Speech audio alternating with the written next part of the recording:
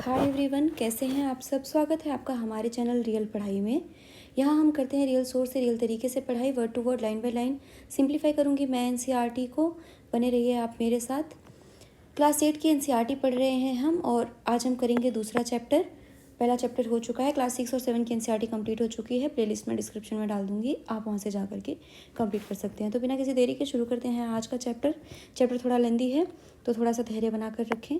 देखते हैं। कंपनी की सत्ता। व्यापार से साम्राज्य तक कंपनी की सत्ता कैसे स्थापित होती है कि सिर्फ व्यापार करने आए थे लेकिन उन्होंने एक साम्राज्य बना लिया। और साम्राज्य क्या मतलब एनसीईआरटी पहले बता चुकी है। मुगल बादशाहों में औरंगजेब आखिरी शक्तिशाली बादशाह थे। उन्होंने वर्तमान भारत के एक बहुत बड़े हिस्से पर नियंत्रण स्थापित कर लिया था। 1707 में उनकी मृत्यु के बाद बहुत सारे मुगल सूबेदार और बड़े बड़े जमींदार अपनी ताकत दिखाने लगे थे। उन्होंने अपनी क्षेत्रीय रियासतें कायम कर ली थी। जैसे जैसे विभिन्न भागों में ताकतवर क्षेत्रीय रियासतें सामने आने लगी, दिल्ली अधिक दिनों तक प्रभावी केंद्र के रूप में नहीं रह सकी।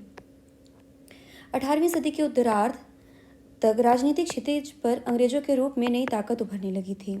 क्या आप जानते हैं कि अंग्रेज पहले पहल छोटी सी व्यापारिक कंपनी के रूप में भारत आए थे और यहाँ के इलाकों पर कब्जे में उनकी ज़्यादा दिलचस्पी नहीं थी।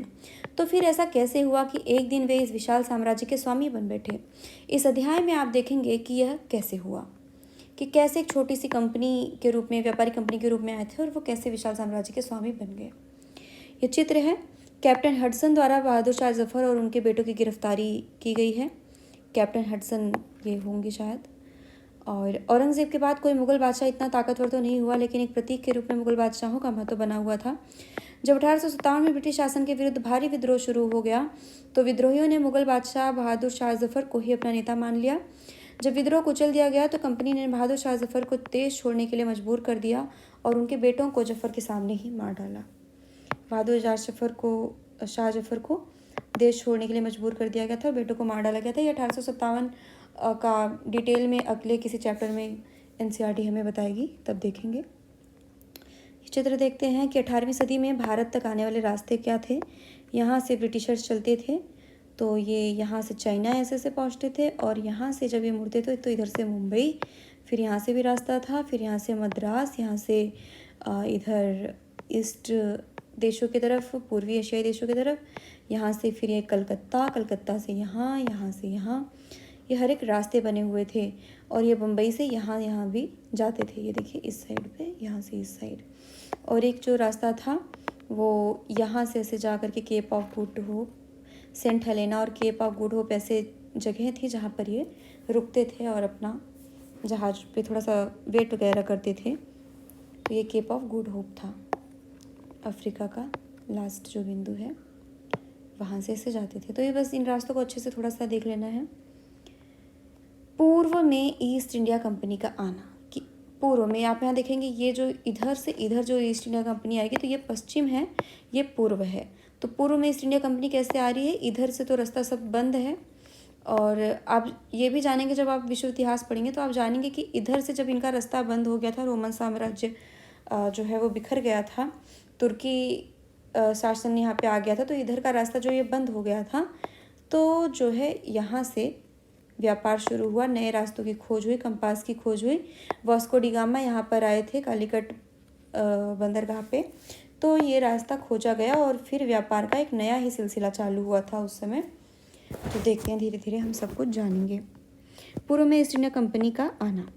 सन 1600 में ईस्ट इंडिया कंपनी ने इंग्लैंड की महारानी एलिजाबेथ प्रथम से चार्टर अर्थात इजाज़तनामा हासिल कर लिया। चार्टर क्या है? चार्टर जो है वो इजाज़तनामा है। किससे हासिल किया? वहाँ की जो रानी थी एलिजाबेथ प्रथम, जिससे कंपनी को पूरब में व्यापार करने का एकाधिकार मिल गया। अब ये एकाधिकार क्या होता है? इस इजाज़तनामे का मतलब यह था कि इंग्लैंड की कोई और व्यापारिक कंपनी इस इलाके में ईस्ट इंडिया कंपनी से होड़ नहीं कर सकती थी। यानी कि इंग्लैंड की सिर्फ जो ईस्ट इंडिया कंपनी थी, सिर्फ उसी कंपनी को इजाज़त दी गई कि आप जाओ वहाँ से व्यापार करो। व्यापार करने का मतलब आप वहाँ से सामान लाओ और यहाँ पे ज़्यादा दाम में बेचो। तो दूसरी कंपनियां नहीं जा सकती थी, दूसरी कंपनियों को चार्टर या इजाज़त नहीं मिला था। तो इसी को एकाधिकार बोला गया कि सिर्फ इसी कंपनी को अधिकार है। इस चार्टर के सहारे कंपनी समुद्र पार जाकर नए इलाकों को खंगाल सकती थी। वहाँ से सस्ती कीमत पर चीज़ें खरीदकर उन्हें यूरोप में ऊंची कीमत पर बेच सकती थी।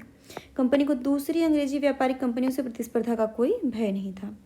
उस ज़माने में वाणिज्यिक कंपनियां मोटे तौर पर प्रतिस्पर्धा से बचकर ही मुनाफा कमा सकती थी। यानी उस टाइम पे जो कंपनियां थी वो आपस में चाहती थी कि प्रतिस्पर्धा कितनी कम रहे, सिर्फ मेरा ही सामान बिके और अच्छे से तो मैं मुनाफा कमाऊँ। अगर कोई प्रतिस्पर्धी न हो तभी वे सस्ती चीज़ें खरीद कर उन्हें ज़्यादा कीमत पर बेच सकते थे। ये आप समझ सकते हैं कि अगर कोई भी प्रतिस्पर्धी अगर यहाँ से 10 रुपये का सामान ले जाके 100 रुपये में वहाँ बेच रहे हैं, कोई दूसरी कंपनी आ गई वो 10 रुपये का सामान लेके बोलती है मैं 50 रुपये में ही दूंगा, तो लोग 50 रुपये वाली खरीदेंगे और फिर जो है मजबूर होकर के पहली कंपनी को अपनी 100 रुपये की चीज़ जो है वो 50 रुपये में बेचनी पड़ेगी, तो उसका मुनाफा कम होगा। तो वो चाहेंगे क्या कि दूसरी कोई कंपनी तो आजू बाजू खड़ी ना हो और हम मनमाना दाम वसूलें और मनमाना मुनाफा कमाएं। तो इसलिए वो चाहते थे कि इसीलिए वो कंपनियों का आपस में संघर्ष भी होता था। लेकिन ये शाही दस्तावेज दूसरी यूरोपीय ताकतों को पूरब के बाज़ारों में आने से नहीं रोक सकता था। लेकिन मतलब जो दूसरी ताकत थी, जैसे कि ताकत का मतलब कि इंग्लैंड की ताकत तो यहाँ थी, लेकिन और भी तो यहाँ पे कई सारे देश थे, वहाँ पे तो चार्टर नहीं चल रहा होता था, वहाँ पे तो दूसरे शासन चलेंगे, यहाँ पे तो कोई दूसरे प्रिंस चलेंगे, फ्रांस वगैरह हो गए और पुर्तगाल हो गया, डच हो गया, तो ये सब जो हॉलैंड हो गए, पोलैंड हो गए, तो ये सब जो कंपनियाँ थी यहाँ के भी तो लोग आ सकते थे। दूसरे दूसरे देशों पे तो रोक तो थी नहीं, सिर्फ इंग्लैंड के लिए एक कंपनी को दिया गया था एकाधिकार, बाकी दूसरे देशों की कंपनियाँ आ सकती थी। जब तक इंग्लैंड के जहाज अफ्रीका के पश्चिमी तट को छूते हुए केप ऑफ गुड होकर चक्कर लगाकर हिंद महासागर पार करते, तब तक पुर्तगालियों ने भारत के पश्चिमी तट पर अपनी उपस्थिति दर्ज करा दी थी। वे गोवा में अपना ठिकाना बना चुके थे। पुर्तगाल के खोजी यात्री वास्को द गामा ने 1498 में पहली बार भारत तक पहुंचने के इस समुद्री मार्ग का पता लगाया था। 17वीं शताब्दी की शुरुआत तक डच भी हिंद महासागर में व्यापार की संभावनाएं तलाशने लगे। कुछ ही समय बाद फ्रांसीसी व्यापारी भी सामने आए। यानी कि सिर्फ वही नहीं थे कि सिर्फ अंग्रेजी, जब तक अंग्रेज आते उससे पहले पुर्तगाली पहुंच चुके थे, उनकी नज़र पड़ चुकी थी। अंग्रेज आए, उसके बाद डच भी आए, उसके बाद फ्रांसीसी भी आए। तो आप देखेंगे कि यहाँ पे पुर्तगाल है और यहाँ से मतलब वो पहले ही यहाँ पे पहुँच चुके थे जब तक कि ये यहाँ पे पहुँचते। वाणिज्यिक क्या है? वाणिज्यिक का मतलब है कि एक ऐसा व्यवसाय उद्यम जिसमें चीज़ों को सस्ती कीमत पर खरीदकर और ज़्यादा कीमत पर बेचकर, यानी मुख्य रूप से व्यापार के जरिए मुनाफा कमाया जाता है। समस्या यह थी कि सारी कंपनियां एक जैसी चीज़ें ही खरीदना चाहती थी। यूरोप के बाज़ारों में भारत के बने सूती कपड़े और रेशम की ज़बरदस्त मांग थी। इन किन चीज़ों की मांग थी? इनके अलावा काली मिर्च, लौंग, इलायची और दालचीनी की भी ज़बरदस्त मांग थी। यूरोपीय कंपनियों के बीच इस बढ़ती प्रतिस्पर्धा से जिन चीज़ों की ये मांग है, इन चीज़ों को बहुत अच्छे से याद रखना। काली मिर्च, लौंग, इलायची, दालचीनी, मसाले, सूती कपड़े और रेशम के कपड़े। यूरोपीय कंपनियों के बीच बढ़ती प्रतिस्पर्धा से भारतीय बाज़ारों में इन चीज़ों की कीमतें बढ़ने लगी और उनसे मिलने वाला मुनाफा गिरने लगा। यानी कि क्या हुआ कि एक तो प्रतिस्पर्धा बढ़ गई उनकी। इंग्लैंड में तो कोई उन्हें फ़र्क नहीं पड़ा, वहाँ तो एकाधिकार ही था। लेकिन जब दूसरी कंपनियां भारत में आकर के सब सामान खरीदने लगी तो भारत का सामान जो उन्हें 10 रुपये में मिल रहा था अब वो उन्हें 50 रुपये में मिलने लगा। अब वो वहाँ पे जाके वहाँ तो वो 100 रुपये में ही बेच रहे हैं, तो अब वहाँ पे उनका जो मुनाफा है वो कम होने लगा। अब उन्हें 50 रुपये का ही फ़ायदा हो रहा है जहाँ 90 रुपये का फ़ायदा हो रहा था। तो अब उन्हें इन सब कंपनियों से भी दिक्कत होने लगी जो दूसरे देश की कंपनियां यहाँ पे आई हुई हैं। अब इन व्यापारी कंपनियों के फलने फूलने का यही एक रास्ता था कि वे अपनी प्रतिस्पर्धी कंपनियों को खत्म कर दें। लिहाजा बाजारों पर कब्जे की इस होड़ ने व्यापारी कंपनियों के बीच लड़ाइयाँ शुरू कर दी और मतलब कि अब आपस में कंपनियों की लड़ाई शुरू हो गई जो दूसरे दूसरे देश से आई हैं, और यहीं से दूसरे दूसरे देश के बीच भी लड़ाइयों का कारण बन जाएगा कि देश या आपस में लड़ने लगेंगे कंपनियों की लड़ाई के चक्कर में। 17वीं और 18वीं सदी में जब भी मौका मिलता कोई सी एक कंपनी किसी दूसरी कंपनी के जहाज डुबो देती, रास्ते में रुकावटें खड़ी कर देती और माल से लदे जहाज़ों को आगे बढ़ने से रोक देती। यह व्यापार हथियारों की मदद से चल रहा था। व्यापारिक चौकियों को किलेबंदी के जरिए सुरक्षित रखा जाता था। यानी कि अब जब कंपनियों पे इन सब चीज़ों की दिक्कतें आने लगी, वो एक दूसरे की दुश्मन बनने लगी, तो हथियार रखने लगे वो, और अपनी जो व्यापारिक उनकी चौकियां थी जहाँ से वो माल उठाते थे और जमा करते थे, संग्रह करते थे, वहाँ वो क्या करने लगे, किलेबंदी करने लगे और हथियार वगैरह रखने लगे ताकि दूसरी कंपनियों से उन्हें कोई दिक्कत ना हो। अपनी बस्तियों को किलेबंद करने और व्यापार में मुनाफा कमाने की इन कोशिशों के कारण स्थानीय शासकों से भी टकराव होने लगे, क्योंकि जब किलेबंदी होने लगी, वहाँ पे कुछ एक गतिविधियाँ होने लगी, तो स्थानीय शासकों से भी लड़ाई होने लगी, क्योंकि स्थानीय शासक तो हमेशा सोचेंगे ना कि कोई दूसरी सत्ता ना आए यहाँ पे, कोई दूसरा ताकतवर आदमी ना आए यहाँ पे, किलेबंदी क्यों करने देंगे कि आप किलेबंदी मत करिए यहाँ पे, सिर्फ व्यापार कर रहे हैं तो व्यापार करिए, तो उनसे भी टकराव होने लगा। इस प्रकार व्यापार और राजनीति को एक दूसरे से अलग रखना कंपनी के लिए मुश्किल होता जा रहा था। आइए देखें कि यह कैसे हुआ। तो यहाँ से रास्ता खुलता है कि व्यापार और राजनीति कैसे एक दूसरे से मिली और उनके बीच क्या क्या चीज़ें थी जहाँ से इनके अपने स्वार्थ की पूर्तियाँ होती थी और वो कैसे एक दूसरे से जोड़ रही थी, कैसे कंपनी व्यापार से साम्राज्य तक पहुँच गई। ईस्ट इंडिया कंपनी बंगाल में शुरू करती है, बंगाल में व्यापार शुरू करती है। देखते हैं। पहली इंग्लिश फैक्ट्री 1651 में हुगली नदी के किनारे शुरू हुई। कंपनी के व्यापारी यहीं से अपना काम चलाते थे।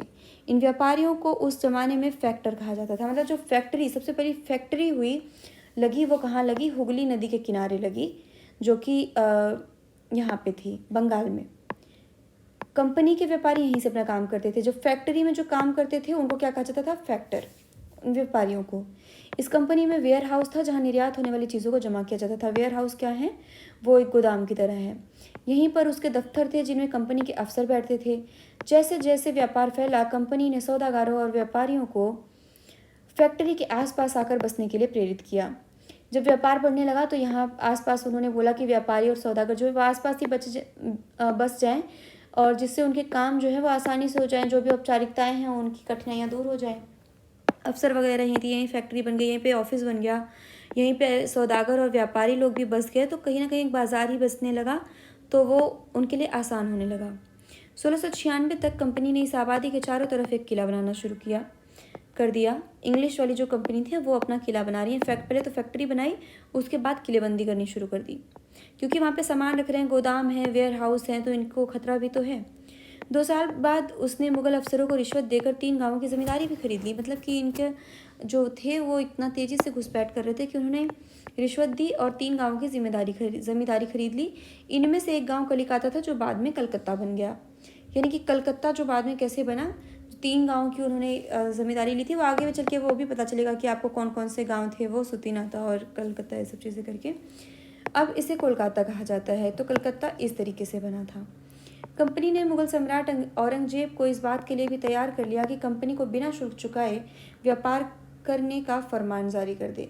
यानी कि जो औरंगजेब है, औरंगजेब जो है वो 1707 में मरे थे और कंपनी यहाँ पे 1605 में ही आ गई थी। 1651 से ही यहाँ पे गतिविधि अच्छे से शुरू हो गई थी एक्टिवली। 1696 में किलाबंदी हुई, इन्हें जिम्मेदारी मिल गई और इन्होंने एक फरमान भी ले लिया कि कंपनी को बिना शुल्क चुकाए, मतलब कोई उन्हें शुल्क नहीं देना है, कोई टैक्स नहीं देना है और वो अपना व्यापार चालू कर सकते थे। यानी कि उनको मुनाफा ही मुनाफा है, मज़े ही मज़े। फरमान क्या है? एक शाही आदेश है। जैसे चार्टर होता था वैसे ही एक शाही आदेश है, इजाज़तनामा। भारत में उसे फरमान कहते थे, वहाँ पे उसे चार्टर कहते थे। कंपनी ज़्यादा से ज़्यादा रियायतें हासिल करने और पहले से मौजूद अधिकारों का ज़्यादा से ज़्यादा फ़ायदा उठाने में लगी हुई थी।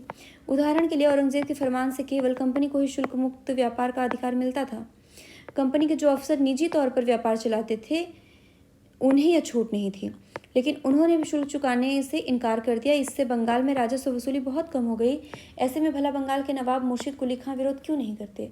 अब आप ही बताइए। मतलब जो कंपनी के नाम से जो व्यापार होता था उसके लिए फरमान जारी हुआ था, लेकिन जो अफसर थे, अफसर वहाँ पे काम करते थे, वो अपना भी कुछ कुछ निजी व्यापार खोलते थे। आज के टाइम पे भी जैसे लोग अपना कुछ प्राइवेट भी व्यवसाय खोल देते हैं और किसी कंपनी में भी काम कर रहे होते, तो वो कुछ अपना निजी व्यापार करते थे, उस पर शुल्क बराबर लगा हुआ था, वो शुल्क मुक्त नहीं था। लेकिन अफसरों ने क्या किया कि वो भी, उन्होंने सोचा कि हम भी नहीं चुकाते हैं शुल्क, तो इससे क्या हुआ कि उससे राजस्व में कमी आई। राजस्व में जब कमी आई तो फिर यहाँ के फिर शासक में विरोध होगा, फिर तो दिक्कतें शुरू हो जाएंगी। चित्र देखते हैं कि मद्रास के जहाज़ों से सामान लाती स्थानीय नौकाएं। विलियम सिम्पसन द्वारा बनाया गया चित्र 1867 का ये चित्र है कि ये मद्रास से कैसे यहाँ पे सामान ला रही हैं नौकाएं। सारे देखो सामान जो है ये उतारे जा रहे हैं और ये सब सामान वगैरह है। एक पूरा सिस्टम यहाँ पे इनका बना हुआ है। यहाँ पे आप देखेंगे तो एक किलेबंदी जैसी इनकी संरचना भी है। ये है रॉबर्ट क्लाइव का फोटो।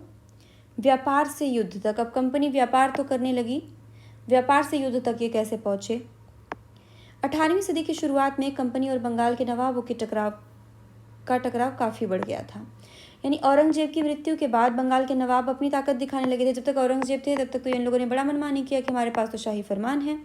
लेकिन मृत्यु हो गई तो फिर जो है वैसे ही सरदार स्वतंत्र हो रहे थे, तो उन्होंने बंगाल के नवाब ने क्या किया कि अपनी ताकत दिखाई थी। आपको पहले भी पता होगा कि बंगाल और गुजरात यहाँ पे मुग़ल शासन जो थी वो बहुत कमज़ोर थी। उस समय दूसरी क्षेत्रीय ताकतों की स्थिति भी ऐसी थी। मुर्शिद कुली खान के बाद अलीवर्दी खां और उसके बाद सिराजुद्दौला बंगाल के नवाब बने। मैंने ये सब जो इंपॉर्टेंट है वो हाईलाइट कर दिया है, आपको रिवीजन में काम देगा। ये सभी शक्तिशाली शासक थे। उन्होंने कंपनी को रियायतें देने से मना कर दिया, व्यापार का अधिकार देने के बदले कंपनी से नजराने मांगे, उसे सिक्के ढालने का अधिकार नहीं दिया। यानी कि इन्होंने क्या किया था, उन्होंने कंपनी को रियायतें देने से मना कर दिया, जो भी इन्हें फरमान मिला था। व्यापार का अधिकार देने के बदले कंपनी से नजराना मांगा गया। नजराने का आपने देख चुका है कि तोहफे होते हैं, नियमित तो नहीं होते लेकिन कुछ तोहफे होते हैं जो उन्हें देना ही पड़ता है।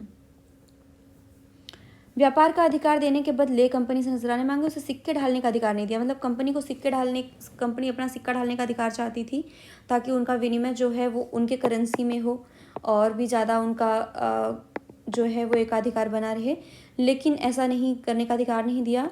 उनकी किलेबंदी को भी बढ़ाने से रोक दिया। जो भी उनकी किलेबंदी हो चुकी थी उससे आगे बढ़ने से रोक दिया इन लोगों ने। कंपनी पर धोखाधड़ी का आरोप लगाते हुए उन्होंने दलील दी कि उसकी वजह से बंगाल सरकार की राजस्व वसूली कम होती जा रही है और नवाबों की ताकत कमजोर पड़ रही है। कंपनी टैक्स चुकाने को तैयार नहीं थी। अब जिसने एक बार जो आज़ादी प्राप्त कर ली उसे कौन अब छोड़ेगा। उसके अफसरों ने अपमानजनक चिट्ठियाँ लिखी और नवाबों व उसके अधिकारियों को अपमानित करने का प्रयास किया। कंपनी का कहना था कि स्थानीय अधिकारियों की बेतुकी मांगों से कंपनी का व्यापार तबाह हो रहा है और व्यापार तभी फल फूल सकता है जब सरकार शुल्क हटा ले। कंपनी को इस बात का भी यकीन था कि अपना व्यापार फैलाने के लिए उसे अपनी आबादी बढ़ानी होगी, गांव खरीदने होंगे और किलों का पुनर्निर्माण करना होगा। तो कंपनी इस बात पर ध्यान दे रही थी कि अगर उन्हें अपना व्यापार बढ़ाना है तो उन्हें अपना गांव खरीदने पड़ेंगे। गांव खरीदने का मतलब कि वही कुछ देना पड़ेगा, नजराना, कुछ रिश्वत देनी पड़ेगी और गाँव अपना करना पड़ेगा और किलों का फिर से पुनर्निर्माण करना पड़ेगा, अच्छे से और किले बनाने पड़ेंगे, तभी वो अपना थोड़ा कुछ स्वतंत्रता जारी रख सकते हैं। ये टकराव दिनों दिन गंभीर होते गए तथा इन टकरावों की परिणति प्लासी के प्रसिद्ध युद्ध में हो गई। कुल मिलाकर शुल्क चुकाने और घुसपैठ करने, किलेबंदी करने को लेकर के टकराव शुरू हुए इन सब चीज़ों को, और ये प्लासी का युद्ध हुआ। प्लासी का युद्ध बहुत इंपॉर्टेंट है। कठपुतली, यह एक खिलौना होता है जिसे आप धागों के सहारे अपने हिसाब से नचाते हैं। जो व्यक्ति किसी और के इशारे पर चलता है उसे भी मजाक उड़ाने के लिए अक्सर कठपुतली कहा जाता है। तो आप जानते ही हैं कठपुतली। प्लासी का युद्ध। अब देखते हैं कि प्लासी का युद्ध क्या है। यहाँ देख लेते हैं कि क्या आप जानते हैं कि प्लासी का नाम यह किस तरह पड़ा। दरअसल असली नाम पलाशी था, जिसे अंग्रेजों ने बिगाड़ कर प्लासी कर दिया था। इस जगह को पलाशी यहाँ पाए जाने वाले पलाश के फूल के कारण कहा जाता था। पलाश के खूबसूरत लाल फूल से गुलाल बनाया जाता है जिसका होली पर इस्तेमाल होता था। तो मतलब प्लासी ऐसी जगह थी जहाँ पे पलाश के फूल बहुत ज़्यादा मिलते थे। प्लासी का युद्ध 1756 में अलीवर्दी खान की मृत्यु के बाद सिराजुद्दौला बंगाल का नवाब बने। 1756 में कंपनी को सिराजुद्दौला की ताकत से काफ़ी भय था। सिराजुद्दौला की जगह कंपनी एक ऐसा कठपुतली नवाब चाहती थी, मतलब कि जो उनके इशारों पे नाचे, जो उसे व्यापारिक रियायतें और अन्य सुविधाएं आसानी से देने में आनाकानी न करे। कंपनी ने प्रयास किया कि सिराजुद्दौला के प्रतिद्वंदियों में से किसी को नवाब बना दिया जाए। इन मतलब कि जो सिराजुद्दौला के प्रतिद्वंदी हैं, जो उसके विरोधी हैं, उनमें से किसी को नवाब बना दिया जाए। कंपनी को कामयाबी नहीं मिली। जवाब में सिराजुद्दौला ने हुक्म दिया कि कंपनी उनके राज्य के राजनीतिक मामलों में टांग अड़ाना बंद कर दे, किलेबंदी रोके और बाकायदा राजस्व चुकाए। तो ये जो सिराजुद्दौला ने युद्ध मतलब उसने बोला कि आप अपना राजनीतिक मामलों में टांग अड़ाना बंद करो। कंपनी चाहती थी कि सिराजुद्दौला को हटा के प्रतिद्वंदियों से मिलने की कोशिश कर रही थी कि आप उनको कैसे राजगद्दी पर बिठाया जाए ताकि हम अपना काम कर सकें। जब दोनों पक्ष पीछे हटने को तैयार नहीं हुए तो अपने 30,000 सिपाहियों के साथ नवाब ने कासिम बाजार में स्थित इंग्लिश फैक्ट्री पर हमला बोल दिया। कासिम बाजार में एक इंग्लिश फैक्ट्री थी, वहां पे हमला बोला। नवाब की फौजों ने कंपनी के अफसरों को गिरफ्तार कर लिया, गोदाम पर ताला डाल दिया, अंग्रेजों के हथियार छीन लिए और अंग्रेजी जहाजों को घेरे में ले लिया। इसके बाद नवाब ने कंपनी के कलकत्ता स्थित किले पर कब्जे के लिए उधर का रुख किया।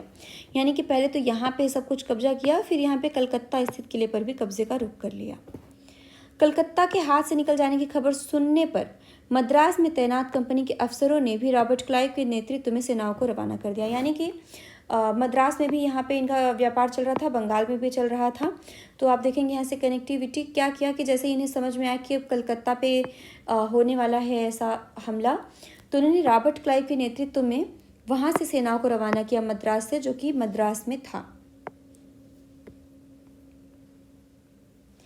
महान्यायालय कक्ष, East India House, Leadenhall street. ये लेडन हॉल स्ट्रीट का फोटो है, महान्यायालय कक्ष का है। ईस्ट इंडिया कंपनी के कोर्ट ऑफ प्रॉपराइटर्स की लंदन स्थित लेडन हॉल स्ट्रीट पर बने ईस्ट इंडिया हाउस में बैठकें होती थी। यह ऐसी ही एक सभा का चित्र है, ये सभा का चित्र है, यहाँ पे बैठक होती थी। ईस्ट इंडिया कंपनी का ये कोर्ट है, यहाँ पे अपना विचार विमर्श करते थे। ये सिराजुद्दौला की तस्वीर है। इस सेना को नौसैनिक बेड़े की मदद भी मिल रही थी, मतलब कि जो लॉर्ड क्लाइव सेना लेकर के आ रहे थे उनके पास नौसैनिक भी थे, मतलब कि पैदल सैनिक भी थे, घुड़सवार भी थे, साथ में नौसेना भी थी, जबकि नवाब के पास तो ऐसी नहीं थी। इसके बाद नवाब के साथ लंबे समय तक सौदेबाजी चली, बहुत मनाया गया लेकिन नहीं हुआ। आखिरकार 1757 में रॉबर्ट क्लाइव ने प्लासी के मैदान में सिराजुद्दौला के खिलाफ कंपनी की सेना का नेतृत्व किया। यानी कि मतलब 1756 से बहुत सौदेबाजी चली पर नहीं हुआ, पर 1757 में फिर क्या हुआ, जो है खिलाफ सेना का नेतृत्व किया, मतलब युद्ध में उतर गए। नवाब सिराजुद्दौला की हार का एक बड़ा कारण उनके सेनापतियों में से एक सेनापति मीर जाफर की कारगुजारियां भी थी। मीर जाफर की टुकड़ियों ने इस युद्ध में हिस्सा नहीं लिया, मतलब मीर जाफर जो थे उन्होंने कहीं ना कहीं दगाबाजी कर दी, और जिसके कारण कि उन्होंने हिस्सा ही नहीं लिया, नवाब का अपने साथ ही नहीं दिया। रॉबर्ट क्लाइव ने यह कहकर उसे अपने साथ मिला लिया था कि सिराजुद्दौला को हटाकर मीर जाफर को नवाब बना दिया जाएगा। तो कहीं ना कहीं जो हमेशा अपने लोग ही जब मिल जाते हैं तो कमज़ोरी बन जाती है, और अंग्रेज़ों ने हमेशा फूट डालने वाली रणनीति पर काम किया था, तो फूट डालने में वो बहुत अच्छे से कामयाब भी हुए और उनको राजा बनने का लालच दिया और उनमें फूट करा दी। स्रोत एक क्या है, संपन्नता का आश्वासन। इंग्लैंड के लोग ईस्ट इंडिया कंपनी की शासकीय महत्वाकांक्षाओं को संदेह और अविश्वास से देखते थे। प्लासी की लड़ाई के बाद रॉबर्ट क्लाइव ने अंग्रेज सम्राट के एक मुख्य विदेश मंत्री विलियम पिट, जो अंग्रेज सम्राट के एक विदेश मंत्री थे विलियम पिट को 7 जनवरी 1759 को कलकत्ते से यह चिट्ठी भेजी थी कि लेकिन इतनी विशाल सत्ता एक वाणिज्यिक कंपनी के लिए बहुत बड़ी बात होगी। मैं खुद यह सोचकर अभिभूत हूँ कि इन समृद्ध रियासतों पर पूरा कब्जा हासिल करने में कोई परेशानी नहीं आएगी। अब मैं यह फैसला आप पर छोड़ता हूँ कि क्या सालाना 20 लाख स्टर्लिंग की आमदनी और 3 प्रांतों का कब्जा कोई ऐसी चीज़ है जिस पर इतना शोर मचाना उचित हो। यानी कि इंग्लैंड के लोग जो उनको विश्वास नहीं हो रहा था ईस्ट इंडिया कंपनी पर कि वह किस तरीके से वहाँ पे चीज़ें कर रही है, तो यहाँ से वो बोल रहे थे कि हम इतना कमा रहे हैं, सालाना 20 लाख स्टर्लिंग की आमदनी हो रही है और 3 प्रांतों पर कब्जा हो रहा है, तो इस पर इतना शोर नहीं मचाना चाहिए, बल्कि साथ देना चाहिए। स्रोत दूसरा क्या है, नवाब की शिकायतें। 1733 में बंगाल के नवाब ने इंग्लिश व्यापारियों के बारे में यह कहा था, क्या कहा था, जब वे पहली बार हमारे देश में आए थे तो उन्होंने सरकार के सामने विनती करते हुए कहा था कि उन्हें एक फैक्ट्री बनाने के लिए थोड़ी सी ज़मीन दे दी जाए। उन्हें वह ज़मीन तो मिल गई, पर उन्होंने वहाँ मजबूत किला ही खड़ा कर डाला। इसके चारों तरफ गड्ढे बना दिए जो नदी से जुड़ते थे। दीवारों पर तो उन्होंने न जाने कितना तोप तैनात कर दी। उन्होंने बहुत सारे सौदागरों और अन्य लोगों को अपने मातहत रहने के लिए तैयार कर लिया है, और वह 1 लाख रुपए राजस्व वसूल कर रहे हैं। वे असंख्य औरतों और मर्दों को उनके ही देश में गुलाम बनाकर लूट खसोट कर रहे हैं। यानी कि इस तरीके की शिकायत की कि हमने तो बस थोड़ी सी ज़मीन उन्हें दी थी और इन्होंने गलत पर्पस से यूज़ कर लिया। हालांकि यहाँ पे भारतीय प्रशासन की भी अनदेखी को थोड़ा सा देख सकते हैं कि उन्होंने ध्यान नहीं दिया कि अगर उन्होंने जो चीज़ें दी हैं, जो ज़मीन वगैरह दी है, तो उस पर हो क्या रहा है पूरी तरीके से तहकीकात नहीं की, जिसकी वजह से अंग्रेज़ों ने उसका फ़ायदा उठाया।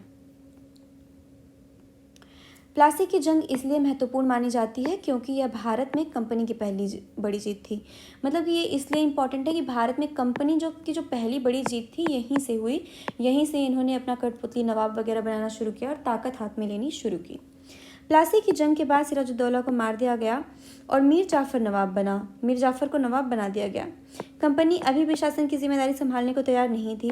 उसका मूल उद्देश्य तो व्यापार को फैलाना था। अगर यह काम स्थानीय शासकों की मदद से बिना लड़ाई लड़े ही किया जा सकता था तो किसी राज्य को सीधे अपने कब्जे में लेने की ज़रूरत क्या थी, क्योंकि ये लोग अभी इतने तैयार तो थे नहीं कंपनी बहुत कम लोग थे वहाँ पे, एक तो बहुत कुछ जानते भी नहीं थे, तो वो भी चाहते थे कि हमारा बस व्यापार फैले।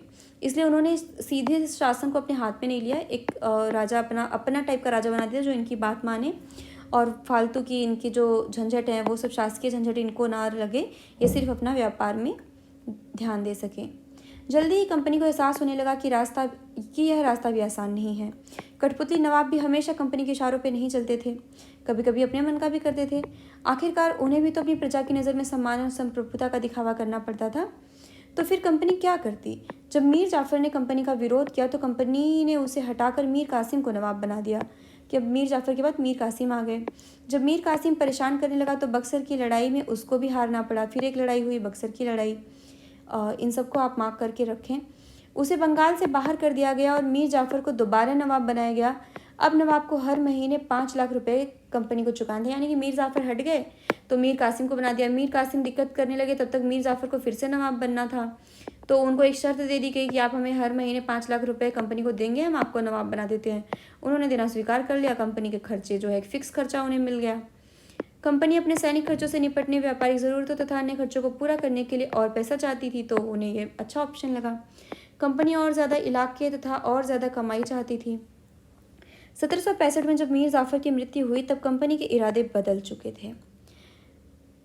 कठपुतली नवाबों के साथ अपने खराब अनुभवों को देखते हुए क्लाइव ने ऐलान किया कि अब हमें खुद ही नवाब बनना पड़ेगा। यानी कि जब हो गया 2-3 नवाबों में उन्होंने देख लिया कि दिक्कत हो रही है और मीर जाफ़र की मृत्यु हुई, तो अब क्लाइव ने सोच लिया था कि अब हम ही नवाब बनते हैं, हम ही देखते हैं। आखिरकार 1765 में मुगल सम्राट ने कंपनी को ही बंगाल प्रांत का दीवान नियुक्त कर दिया। यानी इन्होंने कैसे भी करके बंगाल प्रांत की जो दीवानी है वो प्राप्त कर ली, अपने कब्जे में ले ली। दीवानी मिलने के कारण कंपनी को बंगाल के विशाल राजस्व संसाधनों पर नियंत्रण मिल गया। आप पहले भी जान चुके हैं कि दीवानी का मतलब क्या होता है, राजस्व, और फौजदारी का मतलब होता है जो प्रशासनिक कार्य होते हैं वो। तो राजस्व संबंधी इन्हें मिल गया नियंत्रण। इस तरह कंपनी की एक पुरानी समस्या हल हो गई थी। 18वीं सदी, पुरानी समस्या का मतलब जो उनके खर्च की समस्या थी और व्यापार की समस्या थी। 18वीं सदी की शुरुआत से ही भारत के साथ उसका व्यापार बढ़ता जा रहा था, लेकिन उसे भारत में ज़्यादातर चीज़ें ब्रिटेन से लाए गए सोने और चांदी के बदले में खरीदनी पड़ती थी। मतलब जब से शुरू से व्यापार करने आए थे तो उनका व्यापार बढ़ ही रहा था, लेकिन क्या था कि उन्हें जो ब्रिटेन से सोने चांदी के सिक्के लाते थे उसके बदले में खरीदनी पड़ती थी इन्हें चीज़ें। वजह यह थी कि उस समय ब्रिटेन के पास भारत में बेचने के लिए कोई चीज़ नहीं थी। ब्रिटेन के पास ऐसी कोई चीज़ नहीं थी कि वस्तु विनिमय किया जाए, तो वो सीधा पैसा लाते थे और यहाँ पे सामान खरीदते थे, फिर वहाँ पे जाते थे, फिर बहुत ज़्यादा दाम में बेचते थे, दोगुने तिगने दाम में बेच करके, और फिर ज़्यादा पैसा लेते थे, फिर उसमें सामान लेते थे। और फिर क्या हुआ, प्लासी की जंग के बाद ब्रिटेन से सोने की निकासी कम होने लगी। प्लासी की जंग के बाद क्या हुआ कि ब्रिटेन से वो पैसे कम लाने लगे। क्यों? क्योंकि बंगाल की दीवानी मिलने के बाद तो ब्रिटेन से सोना लाने की ज़रूरत ही नहीं रही। प्लासी के बाद ही इनको अच्छा खासा पैसा मिलने लगा था। 5 लाख तो सीधा वहीं से मिल जा रहा था, नवाब ही दे रहा था। दीवानी मिल गई तो पूरा तो खजाना इनके हाथ लग गया, तो अब वो वहाँ से पैसा ला करके क्यों सामान खरीदेंगे, यहीं का पैसे से यहीं सामान खरीद लेंगे और फिर जाके वहाँ बेच के वहाँ पैसा अलग कमाएंगे। पूरा मज़ा ही मज़ा है इनका। तो अब भारत से होने वाली आमदनी के सहारे ही कंपनी अपने खर्चे चला सकती थी। इस कमाई से कंपनी भारत में सूती और रेशमी कपड़ा खरीद सकती थी, अपनी फौजों को संभाल सकती थी और कलकत्ते में किलों और दफ्तरों के निर्माण की लागत उठा सकती थी। यानी इनके किस किस टाइप के खर्चे थे, एक तो इन्हें रेशम के कपड़े खरीदने थे, जो मांग थी फौजों की, इन्हें कुछ फौज भी रखनी पड़ती थी ताकि दूसरे कंपनी से लड़ाई वड़ाई होती रहती थी तो किलेबंदी इन सब का जो मेंटेनेंस है वो सब लगता था। दूसरे दफ्तर के निर्माण, किले के निर्माण, जैसे व्यापार बढ़ रहे हैं तो उसमें खर्च भी तो आता था। वो सब टाइप के खर्चे थे जो कंपनी को भारत से ही मिलने लगे। कंपनी के अफसर नवाब बन बैठे। अब कंपनी के अफसर ही नवाब हो गए हैं। नवाब बनने का क्या मतलब था? इसका एक मतलब तो यही था कि कंपनी के पास अब सत्ता और ताकत थी, लेकिन इसके कुछ और फायदे भी थे। कंपनी का हर कर्मचारी नवाबों की तरह जीने के ख्वाब देखने लगा। यानी कंपनी में जो लोग भी काम करते थे वो अब कहीं ना कहीं नवाबों की तरह जीने के ख्वाब देख रहे थे। प्लासी के युद्ध के बाद बंगाल के असली नवाबों को इस बात के लिए बाध्य कर दिया गया कि वे कंपनी के अफसरों को निजी तोहफे के तौर पर ज़मीन और बहुत सारा पैसा दें। यहाँ पे आप देख रहे हैं कि एक टाइम था कि नवाबों को ये लोग नजराना देते थे, अब इन लोगों ने नवाबों को बोल दिया कि अब कंपनी के अफसरों को ये तोहफे के तौर पर ज़मीन दें या पैसा दें। अब नवाब ही अपनी नवाबियत रखने के लिए पैसे दे रहे हैं। और कंपनी के अफसरों को भी अब क्या हो रही है कि तोहफे और रिश्वत की आदत लग रही है। खुद रॉबर्ट क्लाइव ने ही भारत में बेहिसाब दौलत जमा कर ली थी। ये रॉबर्ट क्लाइव कौन था? ये गवर्नर था वहाँ पे, मद्रास में था उस समय पे। 1743 में जब वो इंग्लैंड से मद्रास आया था तो उसकी उम्र 18 साल थी। 18 साल में ही वो दूसरे देश में आ गया था, इंग्लैंड से 43 में आया था। 67 में जब वो 2 बार गवर्नर बनने के बाद हमेशा के लिए भारत से रवाना हुआ तो उसकी दौलत 4,01,102 पाउंड के बराबर थी। मतलब कि इसने इतनी दौलत बना ली थी जब वो वापस लौट के गया। तो दिलचस्प बात यह है कि गवर्नर के अपने दूसरे कार्यकाल में उसे कंपनी के भीतर फैले भ्रष्टाचार को ख़त्म करने का काम सौंपा गया था। यानी कि इन्हें भ्रष्टाचार का काम ख़त्म करने का काम सौंपा गया था, लेकिन इन्होंने खुद ही इतने पैसे जमा किए, इतना भ्रष्टाचार खुद ही किया कि हाँ, दूसरों को नहीं करने दिया तो खुद ही वो सब कर लिया। लेकिन 1772 में ब्रिटिश संसद में उसे खुद भ्रष्टाचार के आरोपों पर अपनी सफाई देनी पड़ी। मतलब ये भ्रष्टाचार को खत्म करने गए थे, लेकिन इनके ऊपर खुद ही भ्रष्टाचार के आरोप लगे। सरकार को उसकी अकूत संपत्ति के स्रोत संदेहास्पद लग रहे थे। उसे भ्रष्टाचार आरोपों से बरी तो कर दिया गया, लेकिन 1774 में उसने आत्महत्या कर ली। यानी इतना भ्रष्टाचार किया था, इतने आरोप लगे थे, इतनी निंदा वगैरह हुई होगी कि उसे बरी तो वो भले हो गया, लेकिन वो उन जो उसकी मेंटल पीस थी वो ख़त्म हो गई थी और उसने आत्महत्या कर ली थी। कंपनी के सभी अफसर क्लाइव की तरह दौलत इकट्ठा नहीं कर पाए। बहुत सारी बीमारियों और लड़ाई के कारण कम उम्र में ही मौत का निवाला बन गया। मतलब जो बहुत लोग थे तो वो तो बीमारी और लड़ाई के कारण ही मर भी गए कई तो। इसके अलावा उन सभी को भ्रष्ट और बेईमान मानना भी सही नहीं होगा। शायद सबका वही नहीं था, कुछ अलग भी थे। उनमें से बहुत सारे अफसर साधारण परिवारों से आए थे। उनकी सबसे बड़ी इच्छा बस यही थी कि वे भारत में ठीक ठाक पैसा कमाएं और ब्रिटेन लौटकर आराम की ज़िंदगी बसर करें। जो जीते जी धन दौलत लेकर वापस लौट गए, उन्होंने वहाँ आलीशान जीवन जिया। उन्हें वहाँ के लोग नवाब कहते थे। यह भारतीय शब्द नवाब का ही अंग्रेजी संस्करण बन गया था, यानी कि वो अपने आप को नवाब बोलते थे, यहाँ से वो शब्द लेकर के गए थे। उन्हें जैसे यहाँ के लोगों को बाबू बोला जाता था, अफसर बाबू या बड़े बाबू, मतलब अंग्रेज़ों के तौर पे, वहाँ पे उन्हें मजाक के तौर पर जो है वो नवाब बोला जाता था। वहाँ पे भी उन्हें कटाक्ष बोला जाता था। उन्हें लोग अक्सर नए अमीरों और सामाजिक हैसियत में रातों रात ऊपर आने वाले लोगों के रूप में देखते थे। नाटकों और कार्टून में उनका मजाक उड़ाया जाता था, यानी कि वो भी एक मजाक के पात्र थे। मतलब उन्हें रातों रात नए नए अमीर बने हुए लोगों के रूप में देखा जाता था, बहुत ही रईस नहीं समझा जाता था। अब देखते हैं, मतलब इस तरीके से देखा जाता था कि वो लोगों को लूट खसूट के लेकर के धन लेकर के आ रहे हैं और एक आलीशान ज़िंदगी यहाँ पे दिखा रहे हैं। क्लाइव खुद को कैसे देखता था? रॉबर्ट क्लाइव संसद की एक समिति के सामने सुनवाई के दौरान क्लाइव ने कहा था कि प्लासी की लड़ाई के बाद उसने ज़बरदस्त संयम का परिचय दिया। आइए देखें उसने क्या कहा। उस स्थिति की कल्पना कीजिए जहां प्लासी की जीत ने मुझे लाकर खड़ा कर दिया था। प्लासी की जीत 1757 में जब वो सिराजुद्दौला की मौत हुई। एक ताकतवर राजा मेरे इशारों पर चल रहा था। कठपुतली राजा थे। एक संपन्न शहर मेरी दया पर था। उसके सारे सबसे दौलतमंद महाजन मेरी एक एक मुस्कुराहट के लिए एक दूसरे की गिरेबान खींच रहे थे। मैं ऐसे खजानों के बीच से गुजर रहा था जो सिर्फ मेरे लिए खुले हुए थे। एक तरफ सोना और दूसरी तरफ जवाहरात थे। अध्यक्ष महोदय, मैं अपने इस संयम को देखकर खुद हैरान हूँ कि मेरे पास तो इतने सारे ऑप्शन थे, फिर भी मैंने जो चाहता तो मैं सब पे कब्जा कर सकता था, बट मैंने नहीं किया। ये मेरा संयम है। उसने अपनी सफाई में इस तरीके की चीज़ें दी। गतिविधि। कल्पना कीजिए कि आप कंपनी के युवा अफसर हैं और कुछ महीने के लिए भारत आए हैं। अब इंग्लैंड में रहने वाली अपनी माँ के नाम एक चिट्ठी लिखकर उन्हें अपने ऐशो आराम भरी ज़िंदगी के बारे में बताएं और उसकी तुलना ब्रिटेन में अपने पुराने जीवन से करें। तो ये आप थोड़ा सा सोच सकते हैं कि ब्रिटेन में आपकी थोड़ी खस्ता हालत है और यहाँ पे आपको नवाब बोला जा रहा है, आप अच्छे से नजराने पा रहे हैं और अच्छा जीवन बिता रहे हैं, आपको मुनाफे हो रहे हैं, यह आप बहुत बता सकते हैं। ये देखते हैं कि कंपनी का फैलता शासन, कि अब कंपनी का तो जो भी कुछ हुआ, नवाब कैसे बने, युद्ध कैसे हुआ, अब कंपनी का शासन कैसे फैला, ये देखते हैं कि कंपनी ने अपना शासन फैलाया कैसे। यदि हम 1757 से 1857 यानी 100 साल की बात करें, इस बीच ईस्ट इंडिया कंपनी के द्वारा भारतीय राज्यों पर कब्जे की प्रक्रिया को देखें तो कुछ महत्वपूर्ण बातें सामने आती हैं। किसी अनजान इलाके में कंपनी ने सीधे सैनिक हमला प्रायः नहीं किया। मतलब अनजान इलाके में कंपनी ने सीधे नहीं हमला किया था, जान करके सब कुछ जानकारियां जुटा करके उसने किया। उसने किसी भी भारतीय रियासत का अधिग्रहण करने से पहले विभिन्न राजनीतिक, आर्थिक और कूटनीतिक साधनों का इस्तेमाल किया। मतलब बहुत तरीके अपनाए, राजनीतिक, आर्थिक, फिर कूटनीतिक, तब अधिग्रहण किया। बक्सर की लड़ाई 1764 के बाद कंपनी ने भारतीय रियासतों में रेजिडेंट तैनात कर दिए। मतलब उन्होंने पहले तो क्या किया कि जैसे लड़ाई हुई तो रियासतों में रेजिडेंट तैनात किए। ये कंपनी के राजनीतिक तथा व्यापारिक प्रतिनिधि होते थे, राजनीतिक और व्यापारिक प्रतिनिधि हैं ये। उनका काम कंपनी के हितों की रक्षा करना और उन्हें आगे बढ़ाना था। रेजिडेंट के माध्यम से कंपनी के अधिकारी भारतीय राज्यों के भीतरी मामलों में भी दखल देने लगे थे। मतलब अपना एक अधिकारी रखा वहाँ पे, रेजिडेंट सिर्फ एक दरबार में तैनात किया। तो क्या किया कि एक तो वो कंपनी के प्रतिनिधि के तौर पर गए थे, लेकिन वहाँ के राज्य के भीतरी मामले में भी वो घुसपैठ करने लगे, समझ उनको होने लगी, धीरे धीरे वो बढ़ने लगे। अगला राजा कौन होगा, किस पद पर किसको बिठाया जाएगा, इस तरह की चीज़ें भी कंपनी के अफसर ही तय करना चाहते थे। तो इस सब चीज़ों पे वो धीरे धीरे हस्तक्षेप करने लगे। कई बार कंपनी ने रियासतों पर सहायक संधि भी थोप दी। ये सहायक संधि क्या है ये धीरे धीरे समझेंगे आप।